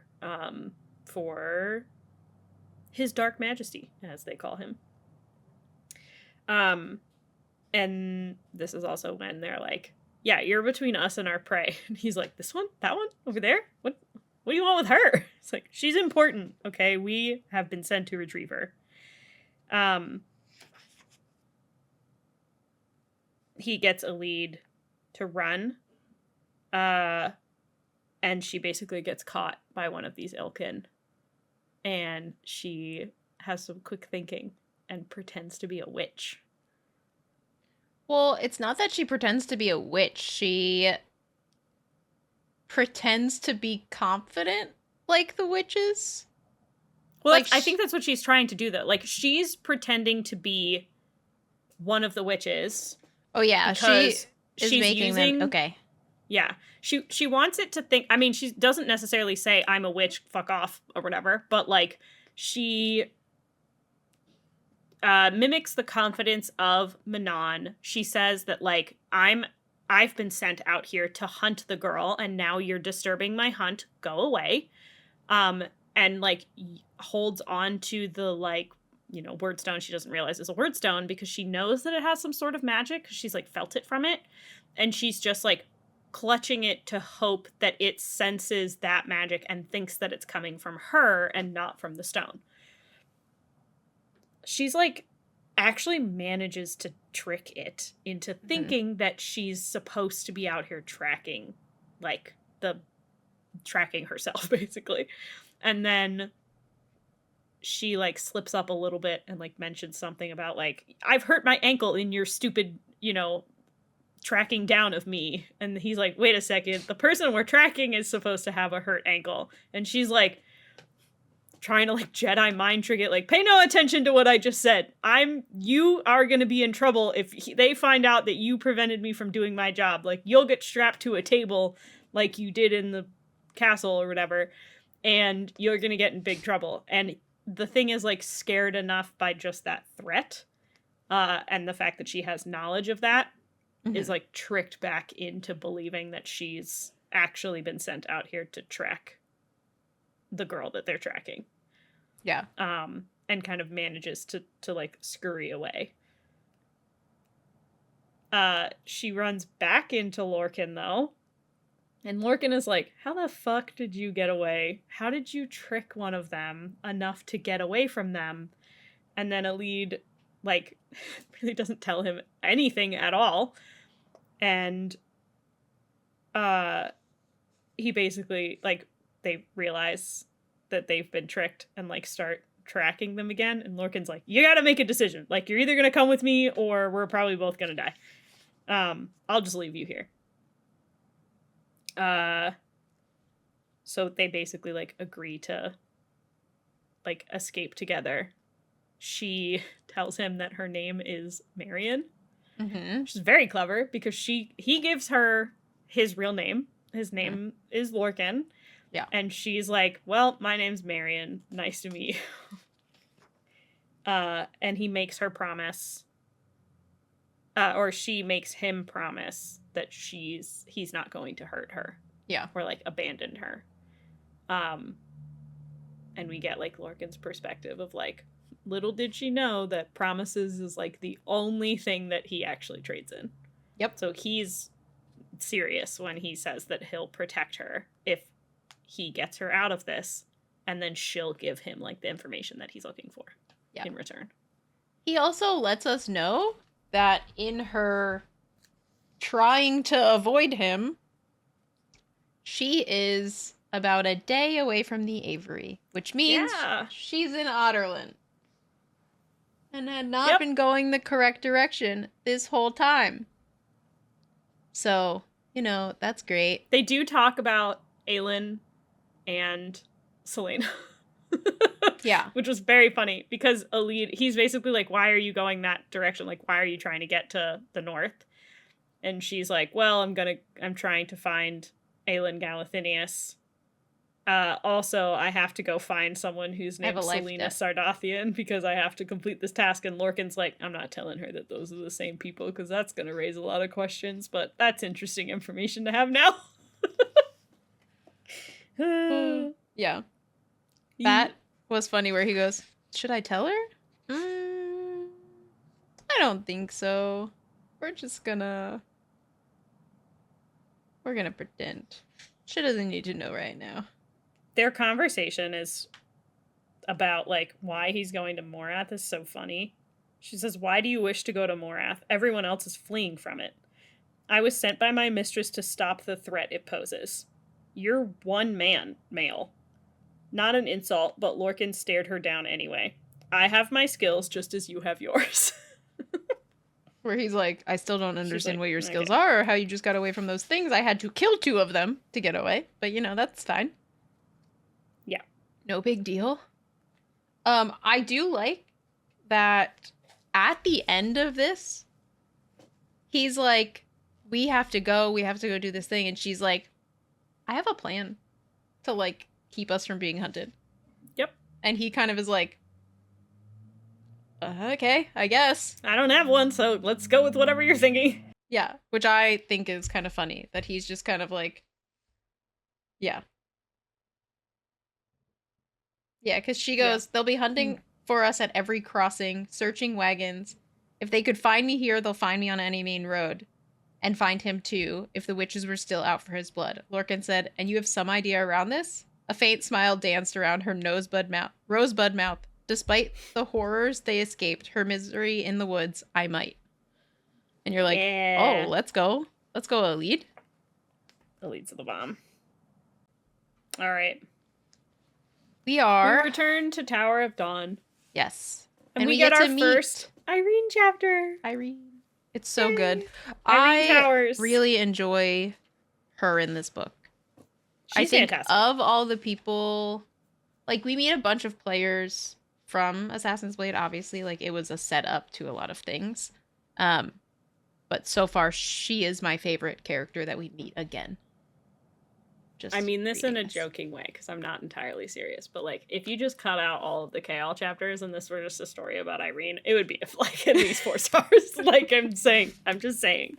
Irene's great. That's not the problem with this book. Yeah. She's just, unfortunately, like, I can't just rest all of my hopes and dreams upon one person. I need a little bit more to, like, really be in love with this book. But, yeah, we learn that Irene did exactly what she said she was going to at the end of the short story from Assassin's Blade, and she did go to the Torre. She's been there for 2 years and is a very accomplished healer. She's actually, like, wildly gifted and way above kind of everyone in her class, and she's basically at the point where, like, she would be ready to, like, graduate and, like, move on and leave and go actually out into the world and become a healer.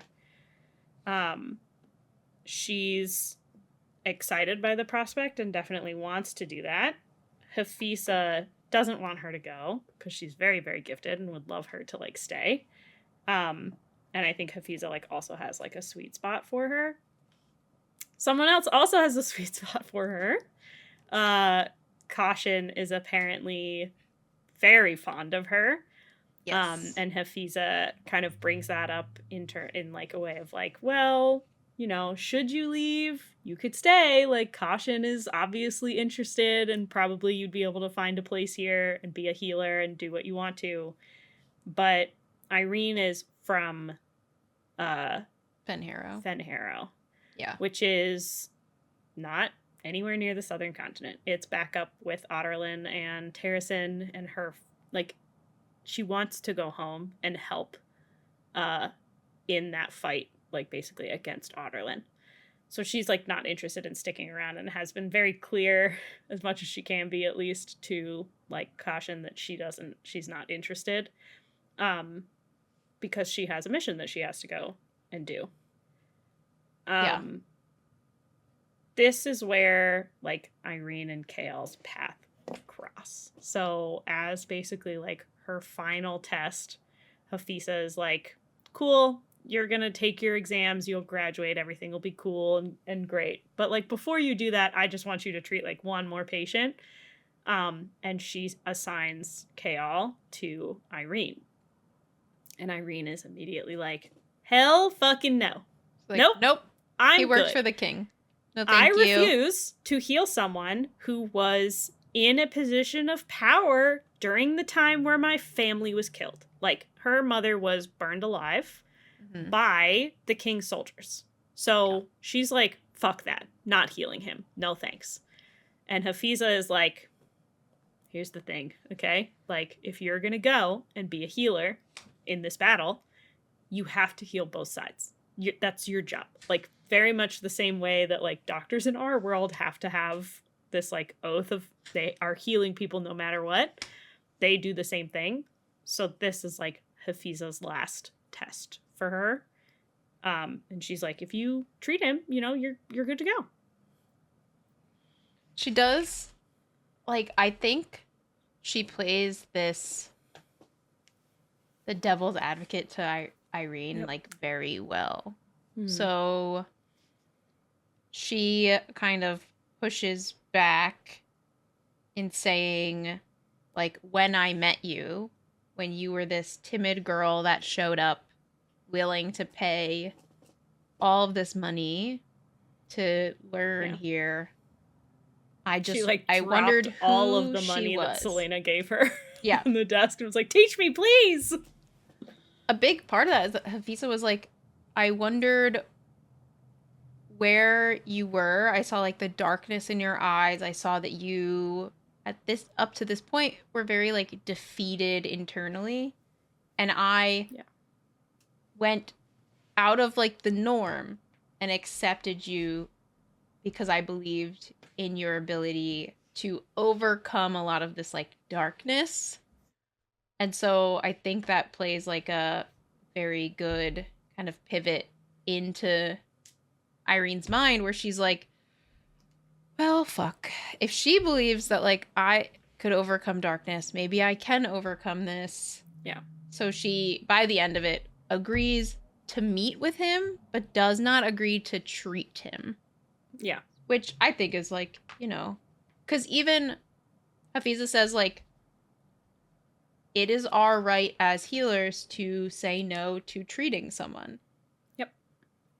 And she says that if I was in your scenario, like your situation, I also would have a hard time doing it. However, she compared it to something that she had done in the past. She had like a similar situation where she like had to heal someone who she knew was bad. Like they had already caught the guy and he had been hurt in whatever happened, but she's like, the other healer literally was like getting ready to testify for him to go to jail, but she was like, I had to heal him so that he could stand trial. Mm-hmm. And she's like, I thought about it. I thought about killing him because like no one would really like, what would the point? No one would know. I'd put my magic go inside of him. He'd die. Oops, yep. I couldn't heal him. My bad. And she basically was like, I decided not to do that so that he could stand trial. And then it's like she had to deal with the fact that she killed him. So like I get it. But yeah. So pretty much at the end of the conversation, Irene says like, yeah, I'll meet with him, fine. Yeah. She also still has the paper and the brooch. That was a big one. That's because that thing is like, they mentioned that it's worth so much money. Like it could buy like a whole block of the city that she lives in, basically. Mm-hmm. Like it's worth so much money, but she just couldn't give it up. Yeah. Which I think is so great. I think so too. She remembers. One thing I do really like is she has the note in her pocket like all the time. I know. It's always she carries there. it around with her. Even in the conversation with Hafiza, she is like, it's noted that she like puts her hand on the note to remember this stranger who didn't have to help her, but did anyway. So I don't know. Aelin out there making so many people like be better. It's so great. She picked the right ones. She did. That's true. She picked the right. Well, except for Ralph, but you know, maybe we'll get there. We'll figure out that situation. We'll see. He has a part to play. He is a pirate, so he could be like, she's very cunning. He also like very literally piratey. Can't do anything with slaves now because she threatened him. So like maybe he's turned into a good person. I don't know. We'll see what happens. Maybe not turned into a good person. He's still a pirate. Just into a not so bad person. Yeah. Yeah. So she agrees to meet with him. We do end up like, it's basically like the next day or whatever, and Chaol and Nesryn like have to go to dinner with the Coggin and his children, and they just get like grilled at dinner pretty much. Oh my god. Like, yeah. Oh man, this is mostly an uncomfortable Chaol. I mean, Chaol's the one who's basically like was in charge. So if they're gonna grill anybody about shit, it's gonna be them. They bring up the slave camps, and they're basically like, dude, slaves, that's so 2000 and whatever. Not cool anymore. Did you get your shit together on that? And Chaol's like, it wasn't my decision. I just work here, which is so bad. He does mention though that like King Dorian has released all the slaves, like, and outlawed slavery, pretty much. Yep. Which is great. But the whole fucking dinner is just awkward as shit, and, like, so they, like, finish up dinner. They, like, go back to their, like, rooms. There's, like, a great call out that you make, which is that Nesryn, like, kicked out her male servant. Yeah, like, so no, Chaol I don't had an need issue you. Go with away. his servant because of certain things, and we find out, or Chaol overhears the servant leaving or something, and I just wrote, Nesryn kicked out her male servant, LOL. She's like, I don't need you. Get out. Yeah, which I also thought was like, okay, so they're still, like, maybe she still has, you know, good feelings for him. But also, I think she's just like, get the fuck out of my room. Yeah, like, don't want you in here, and I also don't need you. Like, I don't need a servant waiting on me. Go away. Yeah. They're getting ready because they're supposed to meet with the healer that's been assigned to Chaol. So, like, they find out at dinner, basically, that a healer's been assigned to them. Yeah, like, a healer's been assigned to them and that they're going to meet the next morning. She's late. She's very late, to the point that Nesryn is like, should I go find if she's even coming? Like, yeah, she was supposed to meet them at 10. They sit around for a while. Yeah. I don't remember if it says exactly how long she's late, but it gets to the point that Chaol pretty much is like, you should go and do something else. Like, go find out things. Yeah. She does eventually show up. And basically, like, during their whole meeting, it's like Irene shows up and she asks him a bunch of questions that are like, she gets out, like, paper and a pen and is like, what is your name? Like, where's the injury start? Blah, blah, blah. And she's, like, super snippy, like, standoffish, and, like, does not want to be there. And, like, Chaol picks up on it and is like, if you don't want to be here, you do not have to. Like, he doesn't want her there either if she's not interested in being around. Like, he doesn't want to do it if someone's being forced into healing him. Oh yeah, and Nesryn's there for that. Sorry, Nesryn is there. Nesryn is there for that conversation. Yeah, she leaves later, but yeah, she is there for the entire interaction with. She asks some very uncomfortable questions, which are very funny. She's like, I mean, it makes sense because, like, she's obviously trying to assess the situation. So she's like, does your manhood work? And he's like, why the fuck is that relevant? And she's like, I asked the questions here. And he's like, basically says, like, yes. And then she's like, to completion. And he's like, it's not relevant. And she, like, she basically, like, asks Nesryn, and, like, no one is saying anything in this conversation. Yeah. And she's like, she's being a bitch, pretty much. And she, like, apologizes to Nesryn for, like, having to ask the questions. Chaol's like, why are you apologizing to her? And says my favorite line that she says in the whole book, probably, I assume she has the misfortune of sharing your bed these days. So yeah, he does tell her that, like, he sustained the injury from a blow to the back. Yeah, and then during he says a battle, a magical one. Yeah, so he does not tell her. Yeah, does not tell her it is because he was fighting against the specific the King of Adarlan. He does not tell her that, like, this magic that he was hit by is, like, this very dark magic. Like, there's just a lot of things that are left out. He, like, purposefully avoids telling her. Yeah.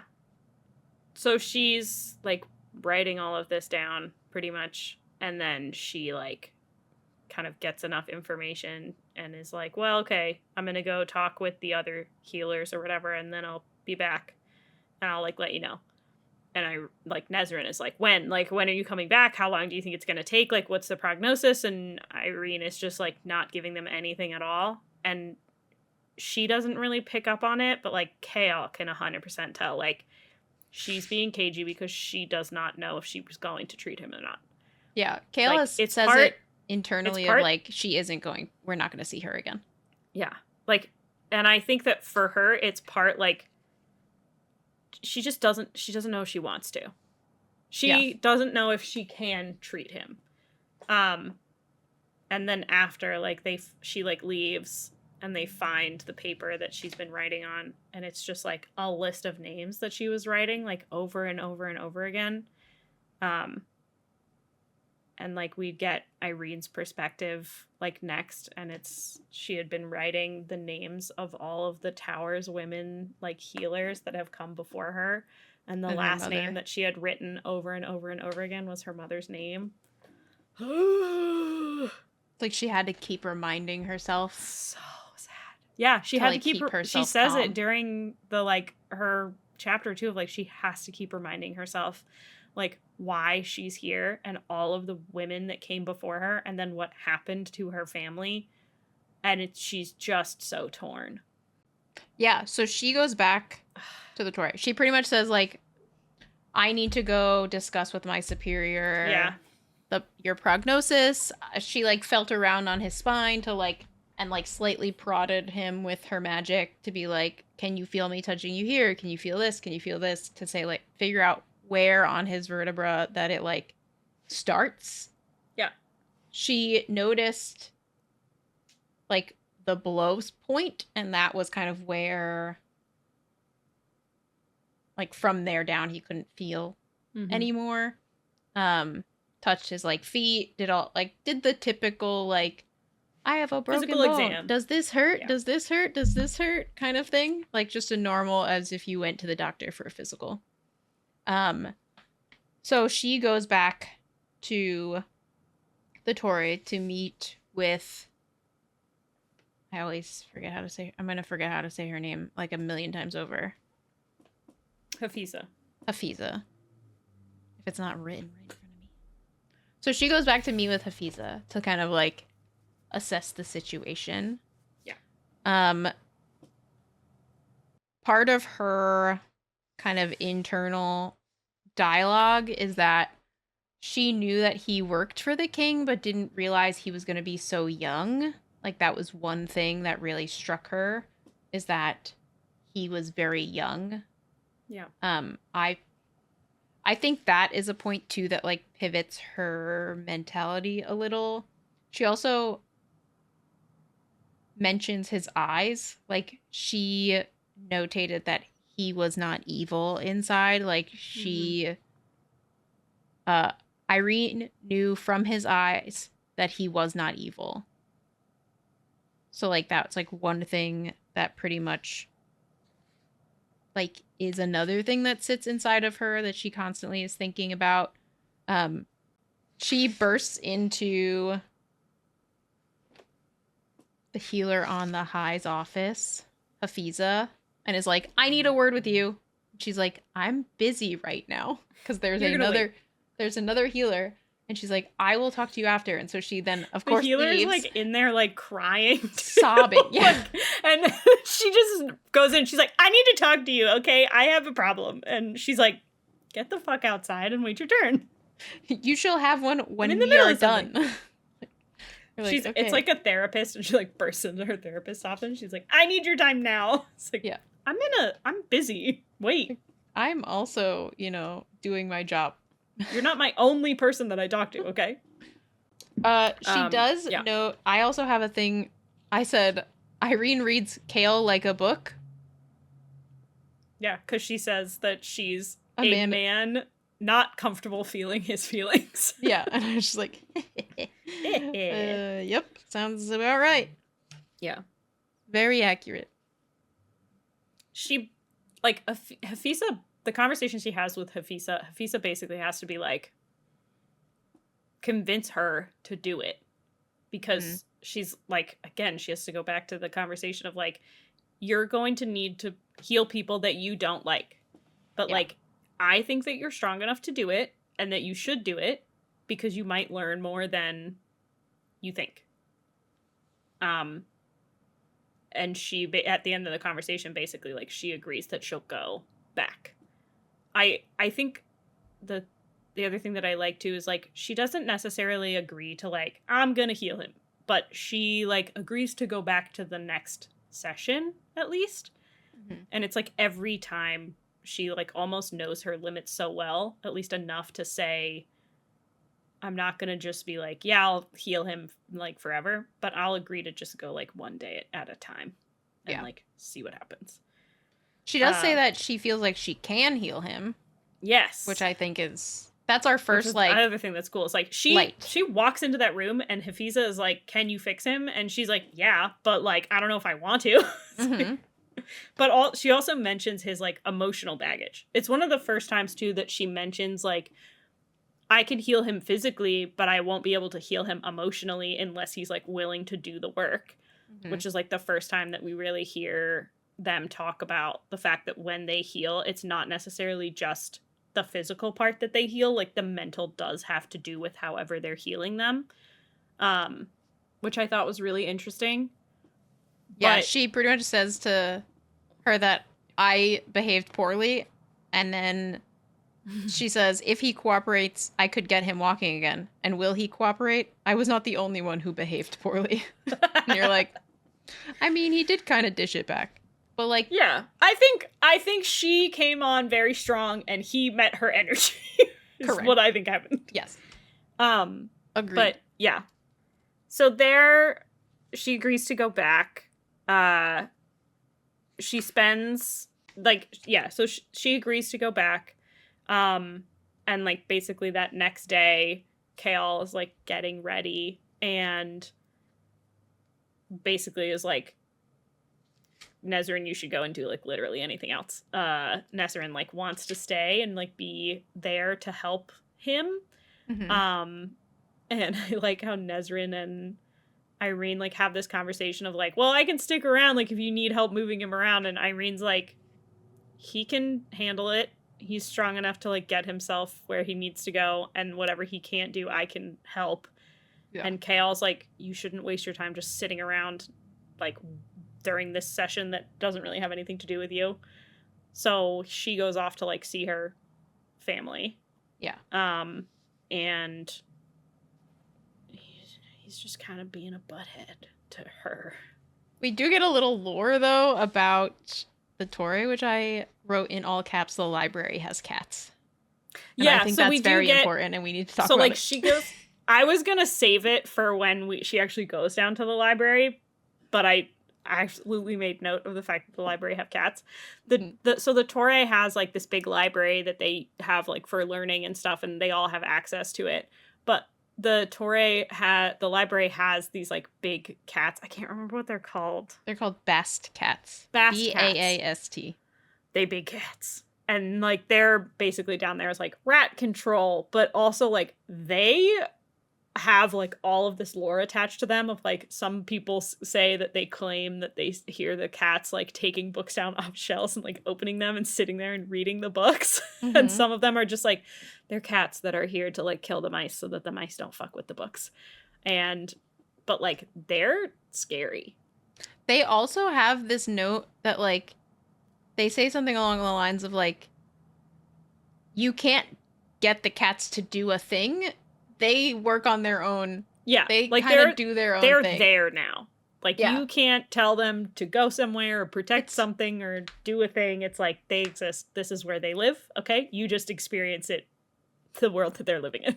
I like that the healers treat the cats like the Coggin treats the healers. Of like, they're going to do tasks, but like, we're not forcing them to do them. Yep. They're making the decision for themselves, which really, I think, on top of that, really sets up how Antica just works in general. Yeah. It's like, nobody is forced to do anything. Everyone chooses to be... They just, like, have a task that they know that they need to do to support the whole ecosystem. Mm-hmm. And it's like, they just do the task. And they, like, get whatever they get for it. And no one's, like, complaining or being, like, I don't know. What a beautiful civilization to live in. I needed to throw that in. I needed to talk about the cats. If I had to choose a fantasy world to live in, I'd like to live in Antica, please. It's hot. Yeah, but I feel like I'd be able to get over it. I would get used to it. Irene hasn't gotten used to it. But she does also mention that, like, there's, like, a system that they have, basically, like, you know, magical air conditioning. But... Yeah, it's magical air conditioning, but the Torre is such an old building that it's like it doesn't have it yet, so it's hot as shit. They didn't upgrade it or whatever. They didn't upgrade to central AC when the rest of the place did. So we've gotten to the point. Irene has pretty much decided that she will go back and meet with Chaol again, and she's gonna take it like one day at a time. If he does some shady shit, she's gonna be like, I'm out. But we're kind of like on this, like, she in her heart believes he's not evil, which is why she's deciding to like do it, like go and help.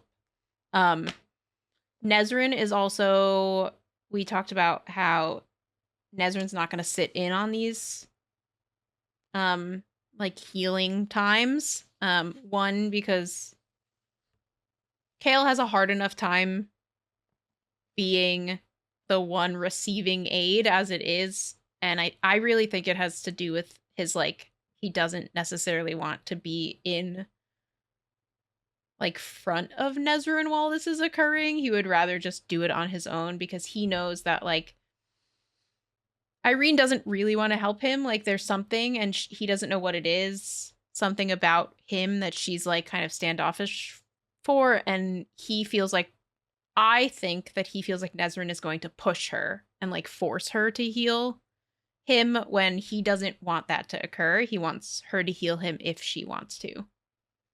Which, you know, kudos to Chaol if that's the case, because let's be honest.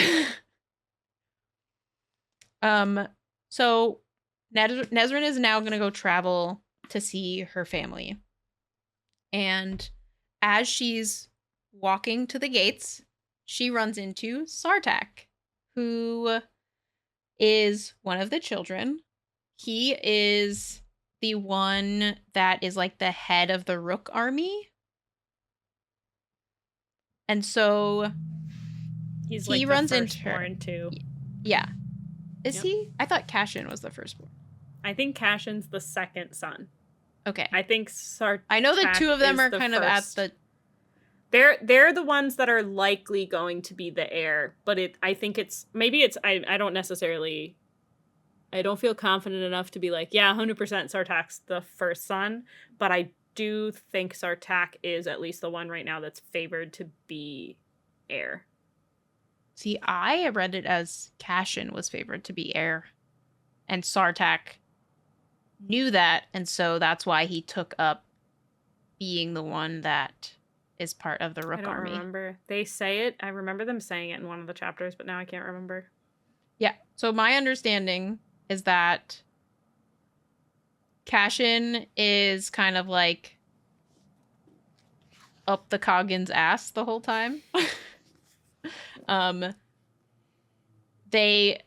We get a little like Sartak lore like later on that he like toyed with the idea of just jumping on one of the rooks and flying, and because he did it and survived, his dad, as like a punishment, was like, well, now you have to go fly with them and train with them. Mm-hmm. Which I think is a nice little tidbit. But pretty much Sartak is like meets up with Nesryn and offers to walk her. He offers to like escort her to her family home, and she's like, no thanks, I'm good. And then he is like, fuck, okay, well, she didn't fall for that one. So now how do I... Okay, oh, well, I have to walk you to the gate so they know who you are so that you can come back. And you're like, okay, Sartak, someone's got a little crush on Nesryn. At least that's what I think. Or he just wants information, which, you know, fair. But he is trying to get alone time with Nesryn, and at this point, my thought is someone's got a crush on Nesryn. Mm-hmm. Because he's very pushy about escorting her to her family home. And it's going to take you like all day to walk there, when you could I could just give you a ride on my rook. I got a rook. Did you know that? Did you know that I have a rook and I could fly my rook and we can go? I could take you. Which I thought was funny. She allowed him to walk her to the gates, which was in her like inner dialogue. It pretty much was like, I didn't want to be rude. I can't be rude to them. Like, so I have yeah, to I be guess nice. you can walk me to the gate. Yeah, that makes sense. Like, I want to be able to come back. So yeah, you have to like tell them that she can come back. Hmm. Then he says, "Well, if you come back and you want, I can." He offered her a ride, pretty much, to like on his rook, which I was just like, "Oh, ayo, let's go." She's gonna get Also, sounds wooed sick. by a prince. I want to go on a rook ride. That sounds fun. Yeah. Um. So Yeah, I'm stoked. Nesryn's being wooed, and I'm here for it. yeah, she deserves to be wooed. Yeah, especially since Chaol right now is too all in his own shit to like notice that she's. I don't know. He's got to go through his own shit. He doesn't have time They're to. both going through shit right now. Yeah. I think also, and She's panicky about her family. He's like obviously traumatized because he can't use his legs and has to deal with all the healer stuff. And she's like still interested in him, but she just knows that like he's not in a place to do that. So Mhm. plus they had yeah, he such a knows he can't be a situationship shoulder for her. beforehand that Yeah. she's like, is this a thing? Is it not a thing? What am I supposed to do now? Like, I think at this point, I don't like, know. he can't be a shoulder for her because he has his own Mm-mm. shit, and she can't really be a shoulder for him because she has her own shit, and they both need to like work through their shit. Yeah. Because she's scared for her family. I think it's really good that she is going to like see her family. Yeah, it's great. Because she is very like, she's one of the characters that is very like revitalized after being around her family, which is something Chaol cannot relate to. Mm-hmm. Which I'm very much a Also- Chaol in this scenario, and I was about Rachel to say, I is was very you much mean a you also- Nesryn in this I scenario. am 100% a Nesryn. My family comes to visit, and I'm like, that was so great. I need to move home immediately. And Kat's like, can my family please leave me alone for like 10 minutes? Please. Pretty much. I am my very much family doesn't- when my Rachel's family family doesn't comes live to in my visit, house, it so- revitalizes me as well. So That's so nice. they're Aw. wonderful. They are wonderful. I love them. And now I gotta call my mom. And tell her. No, I'd just be like, Mom, I miss you. No, okay. I gotta call my dad too. They So are both fantastic and amazing people, and I love they them. are wonderful. We adore. We adore. We adore. So Nesryn is out, and Chaol still has to go to dinner, even yeah. though Nesryn's out. Nesryn gets out of dinner. Chaol does not get out of dinner. So he has to go they by have himself. a conversation that she's going to be back for dinner, which is where Chaol starts that's to true. have a little bit of a panic. Yeah. So a little bit She's after supposed Nesryn to have been leaves. back for dinner.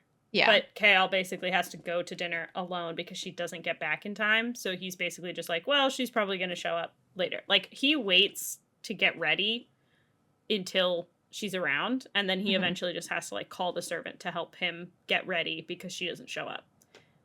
She does also he calls the servant earlier too to request something. Yeah. So he asks for information. yeah. He basically makes the determination that like it's worth it to ask the servant to do it and it get back to the family because what he's asking for like isn't that crazy. He asks the servant to like go down to the docks where information comes in and see if any information can be found about like what happened in Rifthold. Mostly he wants to know if Dorian is alive. Yeah, so like if there's any information about what happened to Dorian or what happened to Rifthold, he basically says that like in his inner dialogue or whatever, like he would rather this person go get it than ask Nesryn to go get it and then have to walk all the way back with the knowledge to then tell Chaol. Like he would rather learn about it and then be able to tell her. Like he would prefer to like together. Cushion the blow to her. Yeah, versus which I think is nice. Yeah, he wants to take the original like blow of information to himself, which is so a very Chaol move. True, to be honest. He requests to meet with Argan, who's basically like the person who's like almost considered like a spy master type guy. So like he gets a bunch of information and then he brings the information to the Coggin and like the rest of the family. So he kind of like asks to meet with him Kaja then brings him to his suite or whatever, Yeah. to Argan's like office or room or something along those lines. Kaja is his servant, by the way. Yeah. They have a conversation, and like he basically gets asked to like leave, like that he's not going to get any information really from them. He basically is like, the only information he gets is that this guy wouldn't lie. Like, there's no reason that he would have to lie about the information that they got from him. But other than that, like, I don't want you around here. I'm not going to give you any extra information for fun. And basically, like, gets asked to leave. But yeah, Chaol, Chaol's like, asking does a lot of believe that questions. he's not lying. Yeah. Chaol asks a lot of questions. He also, the one thing that caught my attention, which comes back a lot in the story, is that Argan pretty much says, there are far too many eyes watching, Lord Westfall, and my being seen with you sends a message, for better or worse, regardless of what we discuss. So while I appreciate your visit, I will ask you to leave. So it's like, he isn't outwardly saying, no, I'm not going to respond to your questions because people are watching or listening, but he kind of alludes to it, that like, Yeah. there are too many people here that could potentially use that information that you want so desperately. Yeah. And it's like a thing that comes up a bunch of times, that like, yeah. And he's you playing can't it off talk as like, freely. if you're, I'm saying no because it looks odd. It looks suspicious if you're with me. Yeah. Which is like, what does he For know? a place that seems so open and Yes. free and healthy, there's like, no, we can't talk about that here. We can't talk about that at all. Like, unless I want other people to hear about it. I mean, they've mentioned before that, like, even though all of the servants are paid well by the Coggin, like, they're also paid by, like, one of the siblings at a minimum to, like, to bring be them extra information. eyes and ears. Right. So, like, you're meant to, like, get the feeling that you really can't trust any of the people that are, like, in the area, because they're probably working for someone or going to give the information that they hear out of your mouth to somebody. Yeah. And Chaol's whole his whole reason for wanting to meet with Argan is wanting to know how he got his information. Mm-hmm. Like, do you have spies that are currently in Rifthold? If so, is the prince okay? Like, is Dorian okay? What do they know? Like, all this other stuff. He's trying to feel out if they know about the Vogue. Like, fully about the Vogue. Because it has not officially been discussed yet between them. They're still kind of... I have a feeling, considering the Coggin knows, like, everything at this point, we've realized that they know already, or at least maybe Argan knows and doesn't want word to spread internally and, like, freak people out. Yeah. But Chaol's also trying to get feelers of, like, do they know? Is this something that I can discuss with them, or are they just going to kick us out because they think we're crazy? Like, yep. This is when Chaol goes to dinner and realizes that Nesryn isn't back yet, which Not Chaol good. has a panic attack, pretty much. He's at dinner, like, literally panicking, and some of the siblings notice, or not the siblings, but Irene is at this dinner, and Irene notices. Yeah. That he's panicking. He also, this is when, like, Chaol starts to kind of, like, remember that there was something that was mentioned about Caution and Irene, because, like, Caution's talking to him, and, like, Caution's, like, looking at Irene, and Irene is, like, not looking at Caution. Yeah, and, like, she's like... They're all, like... And then, like, Caution and Chaol start talking, and Irene, like, gives him a look, like, shut the fuck up, like, don't talk to me. Don't talk about me. Because Caution's like, you better treat her nicely, because she's one of the best healers we got. And Irene is like, please stop fucking talking about me. Yeah. What is nice, though, is, like, everything Caution says is, like, how much he admires Irene, which is still, like... It makes me think that they're, like... He is, I don't know, mated to her in some way or has I something. know. But we also He's get like- Irene's perspective about it, and she, like, hates it because she's like, this makes me Yeah. feel worse because I don't want to be with him or have anything to do with him. He's just like, Well, yeah, she has she's that the same- best. She has the same mindset of kind of the backstory we get of like how the Coggin came to be, this specific iteration of Coggin came to be, and they had to like, Yeah. he pretty much like fought to the death with his brother. For the current one. So that, Yeah. yeah, and that's one of So, the other like- reasons why Irene is like, I'm not going to marry into a And family. then have children just for when my... I don't know. Because one of the siblings is pregnant, and Irene is like, I don't see how she's a functioning human being right now. Like, does she actually care about the child, or is she just trained to be like, I'm not going to love this child because it's probably just going to get killed if one of the other brothers like takes over and is like, Mhm. it's just so weird too, because like they're all there to mourn the sister's death. Like, that's the reason that they're all back and in the same place, because normally they'd be off doing all of their different things. But the Mhm. only reason that they're all there at the same time is because their sister just died. And they're all sad and they all give shit. So it's just like you get such a different vibe, but also like Irene still is hesitant about it. So it's not like 100% like they've made a pact that they're not all going to kill each other or like whatever, but they just seem more, they seem closer than you would think the Coggin parent, siblings would be. like the Coggin's kids would be, considering the Coggin literally had to like go through that. So Yeah. it's weird, but It's yeah. very strange. It's strange to have the backstory of that, then really reading their interaction, and then also the kind of, you get backstory from the people watching too. So like Irene has some backstory of like how all of these people died, and they know the history of it, and Nesryn also knows the history of it. So like you're getting all these little like tidbits of like, oh no, whoever becomes the next Coggin, everyone else is dead. And you're like, what? And they're all just kind of cool with it. But like they all cared about their sister, and there is a lot of note. So like their mother isn't here, and I think that's a big thing as well. Their mother is mourning the loss of the youngest daughter as well, which I think is, she never shows up during this section that we go through. So there's 5 kids left. Argan is the oldest, who's the one that originally had the information that Chaol goes to. There's Caution, who is the son that originally went to Chaol and is like, I don't think my sister jumped.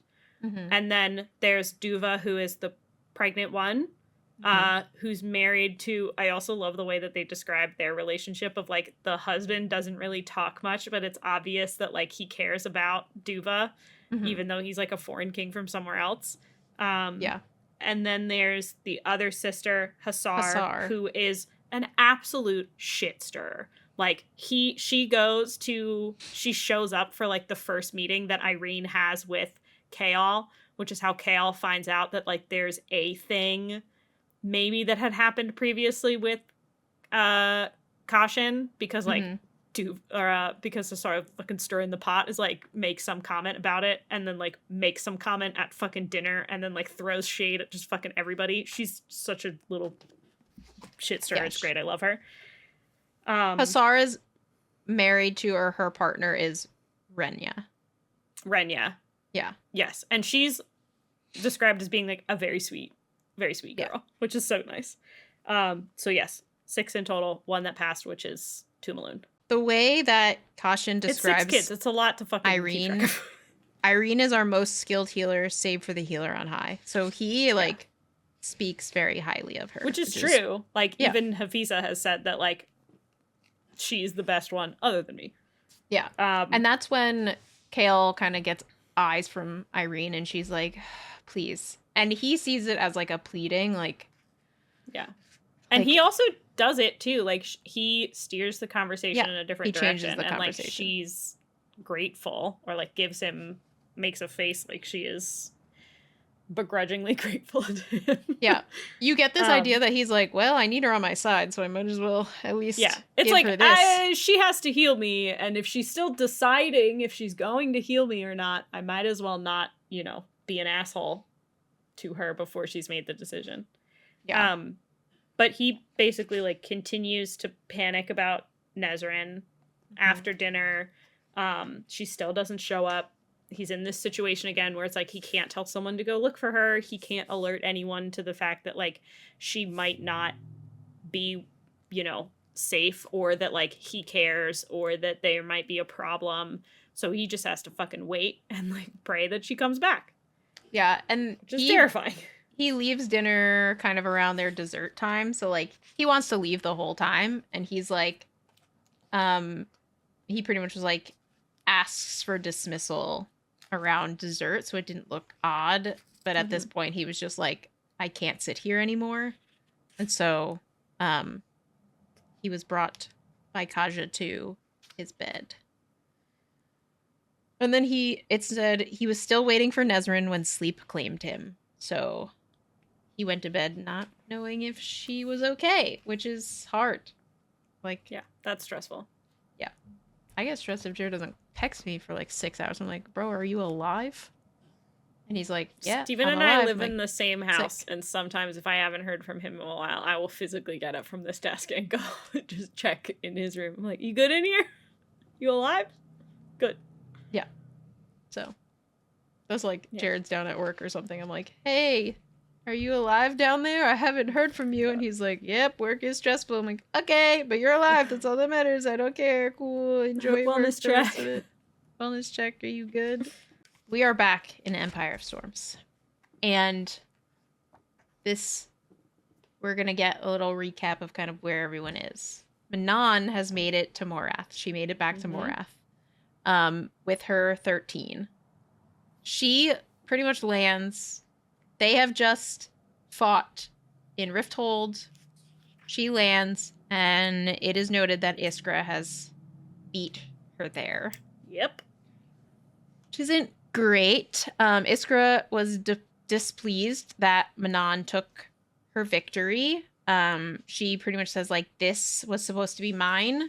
Like, this was my task, and I was supposed to take over. Like, I was supposed to do X, Y, and Z. Iskra's very much like, Iskra's butthurt that she's not wing leader. Yep. And then on top of it, Manon was like, I'm the wing leader. I make the decisions. You don't. And so then as they're like arguing, Manon's scent hits Iskra, and she smells the dead witches on her, which is, as we know, something that occurs similar to when Elaine, oh my god, my brain said Selena and Aelin. Like, so it's Elena, Elide, Selena, Irene, Aelin. Sarah, fucking why? Those two are all way too close to each other. Please. Could we have gotten like a Aelin, Carol or something? Yeah. Please. When Aelin / Selena, because she was Selena at the time, fought I can't even help you. I don't know where you're going with this. Yellow Legs. Baba Yellowlegs. There you go. I was like, it's something that Baba Yaga. Baba Yellowlegs. Got Baba it. Yellowlegs. Yes. When she fought Baba Yellowlegs, she had the mark, and so she would forever smell like a witch killer. Yeah. Manon killed a witch, so similar sentiment that Manon will now smell forever like a witch killer. She sensed this on her immediately, Iskra. And Manon, of course, pushes back, saying, like, she tried to go for my kill. Because of her, the king escaped, kind of thing. Like, she came after me. She came after Abraxos, like, all of this stuff. She pretty much, like, pivots the story a little bit. When they walk in, so they go now to this meeting place, Iskra knows she's lying somehow. She pretty much is like, you're lying, and I know this. Yeah. Manon and her 13 walk into a room, and in this room is Manon's grandmother, Petra and her grandmother, or her matron, Iskra and Iskra's matron. All heirs and their matrons. Manon walked in to a witch trial because in their world and Iskra works fast. Backstory, pretty much any witch that betrays the other witches has to stand on trial in front of all of the matrons and their heirs. And you're like, well, fuck. That's not good. Astrid knows that this isn't good. Sorrel knows that this isn't good. 13 are like, okay. But all the 13 have to, like, you know, stay outside. They're not part of this. The other part of, like, this lore that I thought was cool was, so they say, they, like, basically start the trial. And her grandmother says, 3 stand gathered, 3 matrons to honor the 3 faces of our mother. Mother, maiden, mother, crone. That's why the Yellow Lakes matron was always ancient, why the Black Beak was always a witch in her prime, and why Cressida, as the Blueblood matron, looked so young and fresh. I thought that was sick. Well, it was just like a weird, well, one, it's like a weird choice to make, is that you always make, like, one of them young, one of them in their prime, and one of them really old. But as witches, and the fact that they, like, they, like, worship the mother, like, that, I thought that was sick. That's very cool. But, yeah, like, she is on trial. Surprisingly, like, the thing that saves her is Petra. So, like, Petra is there, and she basically advocates for Manon in that, like, why would Manon kill this witch? She saved me on purpose when Iskra tried to kill me. And Iskra's like, fuck, didn't see that one coming. Like, didn't think. And she's like, we already, like, settled this. And Petra's like, shut the fuck up. You don't get to talk in this situation. Yep. Which is great. Unfortunately, it is enough to save Manon, but is not enough to escape punishment entirely. Blood calls for blood. Yeah. So because one of Iskra's coven died at the hands of Manon, someone from Manon's coven will die, and they sentence Astrid to death. Yeah. And that they pretty much says, your second, Astrid Blackbeak, shall pay the blood debt between our clans. She dies at sunrise tomorrow. I wrote, fuck you, Grandma. Yeah. Fuck you, Grandma, indeed. So, that is our wrap for the witches. That's where we're going to wrap the witches. Sorry, guys. Sorry. We are now going to pivot a little to our dream team. Dream team. So, we are now down to Aelin, Aedion, and Lysandra. Rowan is with Dorian. Evangeline is with Murtaugh, with Fleetfoot. They're safe. Yeah. They're just... We love these characters, so we're going to put them over here while all the bad stuff happens and let them just live in their own little bubble. Put them off to safety. They're in safety bubble. They are over there, which is fine. So now we are back. It is Aelin, Aedion, and Lysandra. They are set to go to... And I mixed up these earlier. Earlier I said Ilium. When we were talking about Irene. Irene was not in Ilium. Where is it? She was in Inish. Inish was the place that Irene was. Right. Yeah, you're right. Ilium is where Aelin, Aedion, and Lysandra are headed to, which is where that temple is that was depicted by the little folk. I'm just going to do it again. Ilium, Ilkin, Inish, Sarah. Why? Yeah, my brain is like, IL perfect. Got it. Except there's an I in things there that say IL. Hearts. Yep. Thanks. But there's also Orinth. There's just so many places. Orinth, Orlin. I almost called. So the uncle is Orlin, and when we were talking about his uncle, her uncle, I was about to say Orinth, and then I was like, no, that's the place that Aedion is from. Yep. And then I couldn't remember Orlin, but so pretty much. I will say I fast. listened to the book, and I'm not necessarily doing any better than you. So I'm not. I just know how to say the names when they come up. On their way to this, Aelin, of course, in typical Aelin fashion, has a couple secrets up her sleeve. She doesn't share all of the information. They know that they're headed to Ilium. They don't know that they're going to the Temple of Stone. Mm-hmm.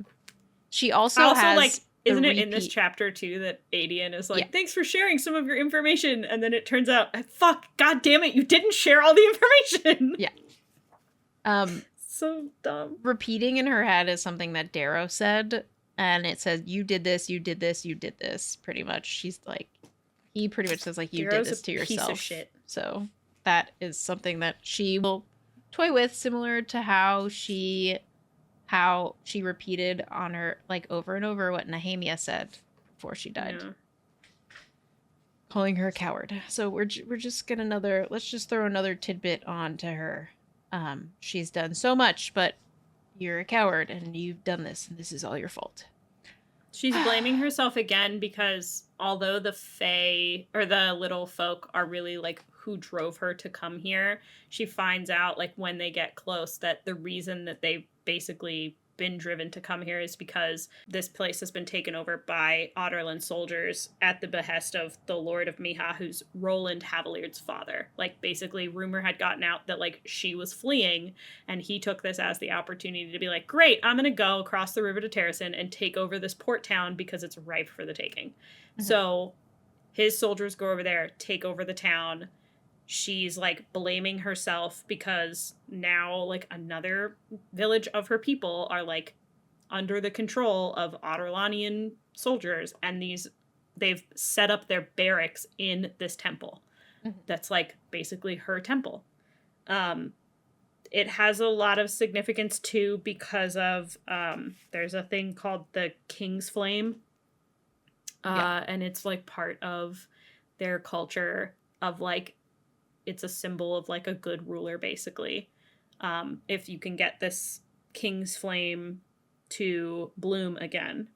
It bloomed during Orlan's reign, just, like, one flower, which one single point for Darrow. It's mentioned that, like, the flower was, like, picked and it used to sit on Orlan's desk. For safekeeping, and Darrow was able to, like, save it when they attacked, so he has it, which I think is not great. Anything, Darrow loved Orlan. Yes, and he did protect their people while she was doing other shit, but he's being an asshole to her, and we don't like Correct. We don't like him because of how he is reacting to them. Exactly. However, he did do a lot of good things while they were, trying to survive as children while he was an adult. But, that's fine. Their decisions they really matter when they were 13 and 14 years old. That's why she became an assassin, but it's fine. So Aelin is, like, not having it at all. She's pissed, and she's, like, making a plan. They're gonna go reclaim this city. So she says, Aelin nodded, her magic flickering in answer. Even the sword of Orinth had fallen into Adarlan's hands until Aedion had won back. Yes, her cousin understood perhaps more than anyone else the power a single symbol could wield, how the loss or reclaiming of one could shatter or rally an army of people. Enough. It was enough destruction and pain inflicted on her kingdom. Come on, she said to Lysandra and Aedion, heading for the door. We'd better eat before we raise hell. Yeah. I do want to touch on one thing that has to do with this King's Flame. Yeah. King's Bloom? King's Flame. Oh, you're right. King's Flame. I put the note of the king's flame to bloom would make her an undisputed queen. Yes.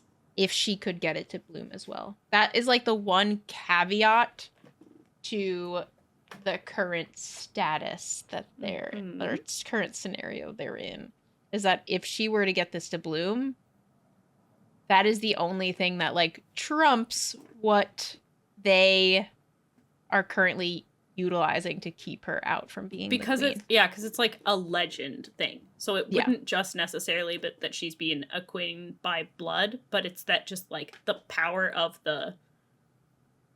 it's fae, like they're magical by nature. So if the magic and the forest and the like, I don't know, natural order around them chooses her in the way that like this flame would bloom, which they've already chosen her because the little folk are helping her. I believe and the Lord of the North is like her cheerleader. There. So he's like, you got this. Like he just appears every time she just needs a little bit of a like. I know. Hey, keep going. I know. It's fine. She never tells. It's like she doesn't use that either. She never like tells them like Dara or any of them. It's like her little the Lord of the North is like, yeah, whatever.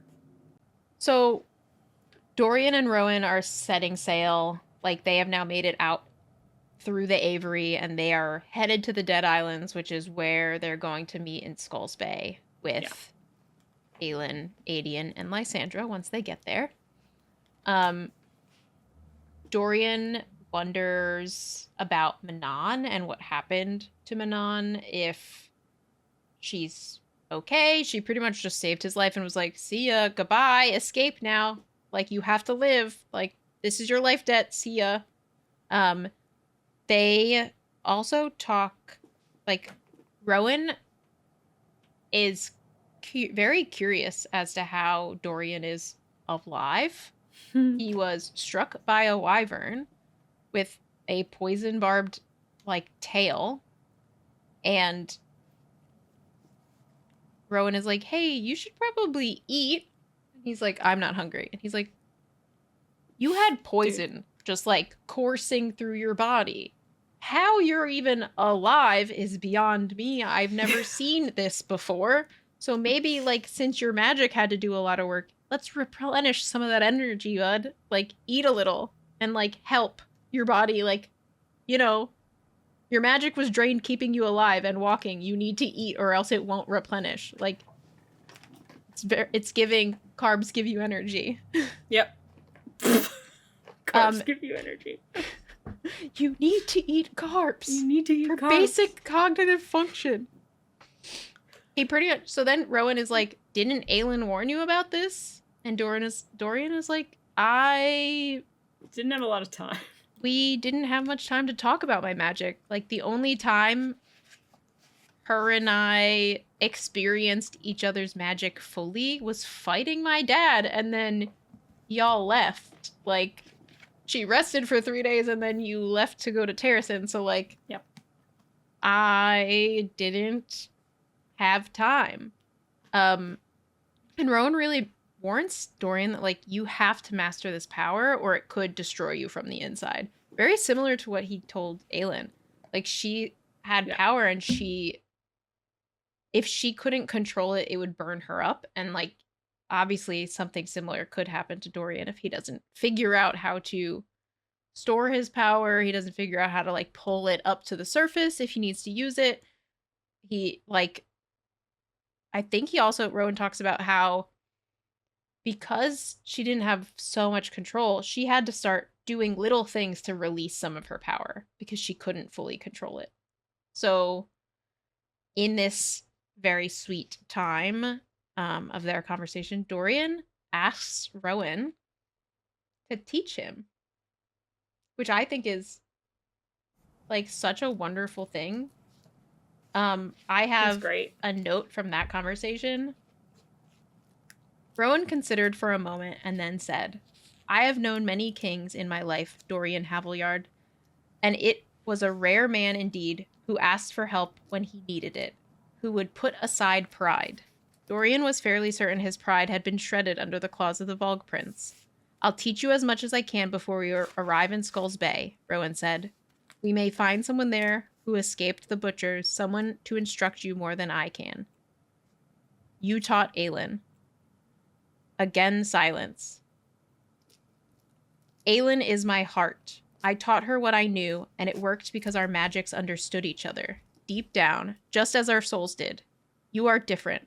Your magic is something I have rarely encountered. You need someone who grasps it, or at least how to train you in it. But I can teach you control. I can teach you about spiraling down into your power and taking care of yourself. The first time you met Aelin, did you know? A snort. No, gods no. We wanted to kill each other. The amusement flickered. She was in a very dark place. We both were. But we let each other out of it, found a way together. For a heartbeat, Dorian could only stare. You will find your way too, Dorian. You'll find your way out. To Skull's Bay, then. It's just so sweet. Cute. I feel like there was a little bit of a point in time where, like, Rowan didn't necessarily trust Dorian because of the king. Absolutely not. And it's very nice to, like, see that flip.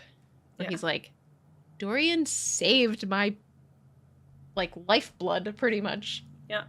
And I don't know. I love that whole conversation. It was very sweet. Yeah. Their little trip together is fantastic. The point of it's very similar to when Chaol said to Sorsha, the kingdom needs a healer. Mm-hmm. Like, it's giving, like, that kind of vibe where Rowan is like, no king has ever put aside his pride to learn from someone, quote unquote, beneath him. Yeah.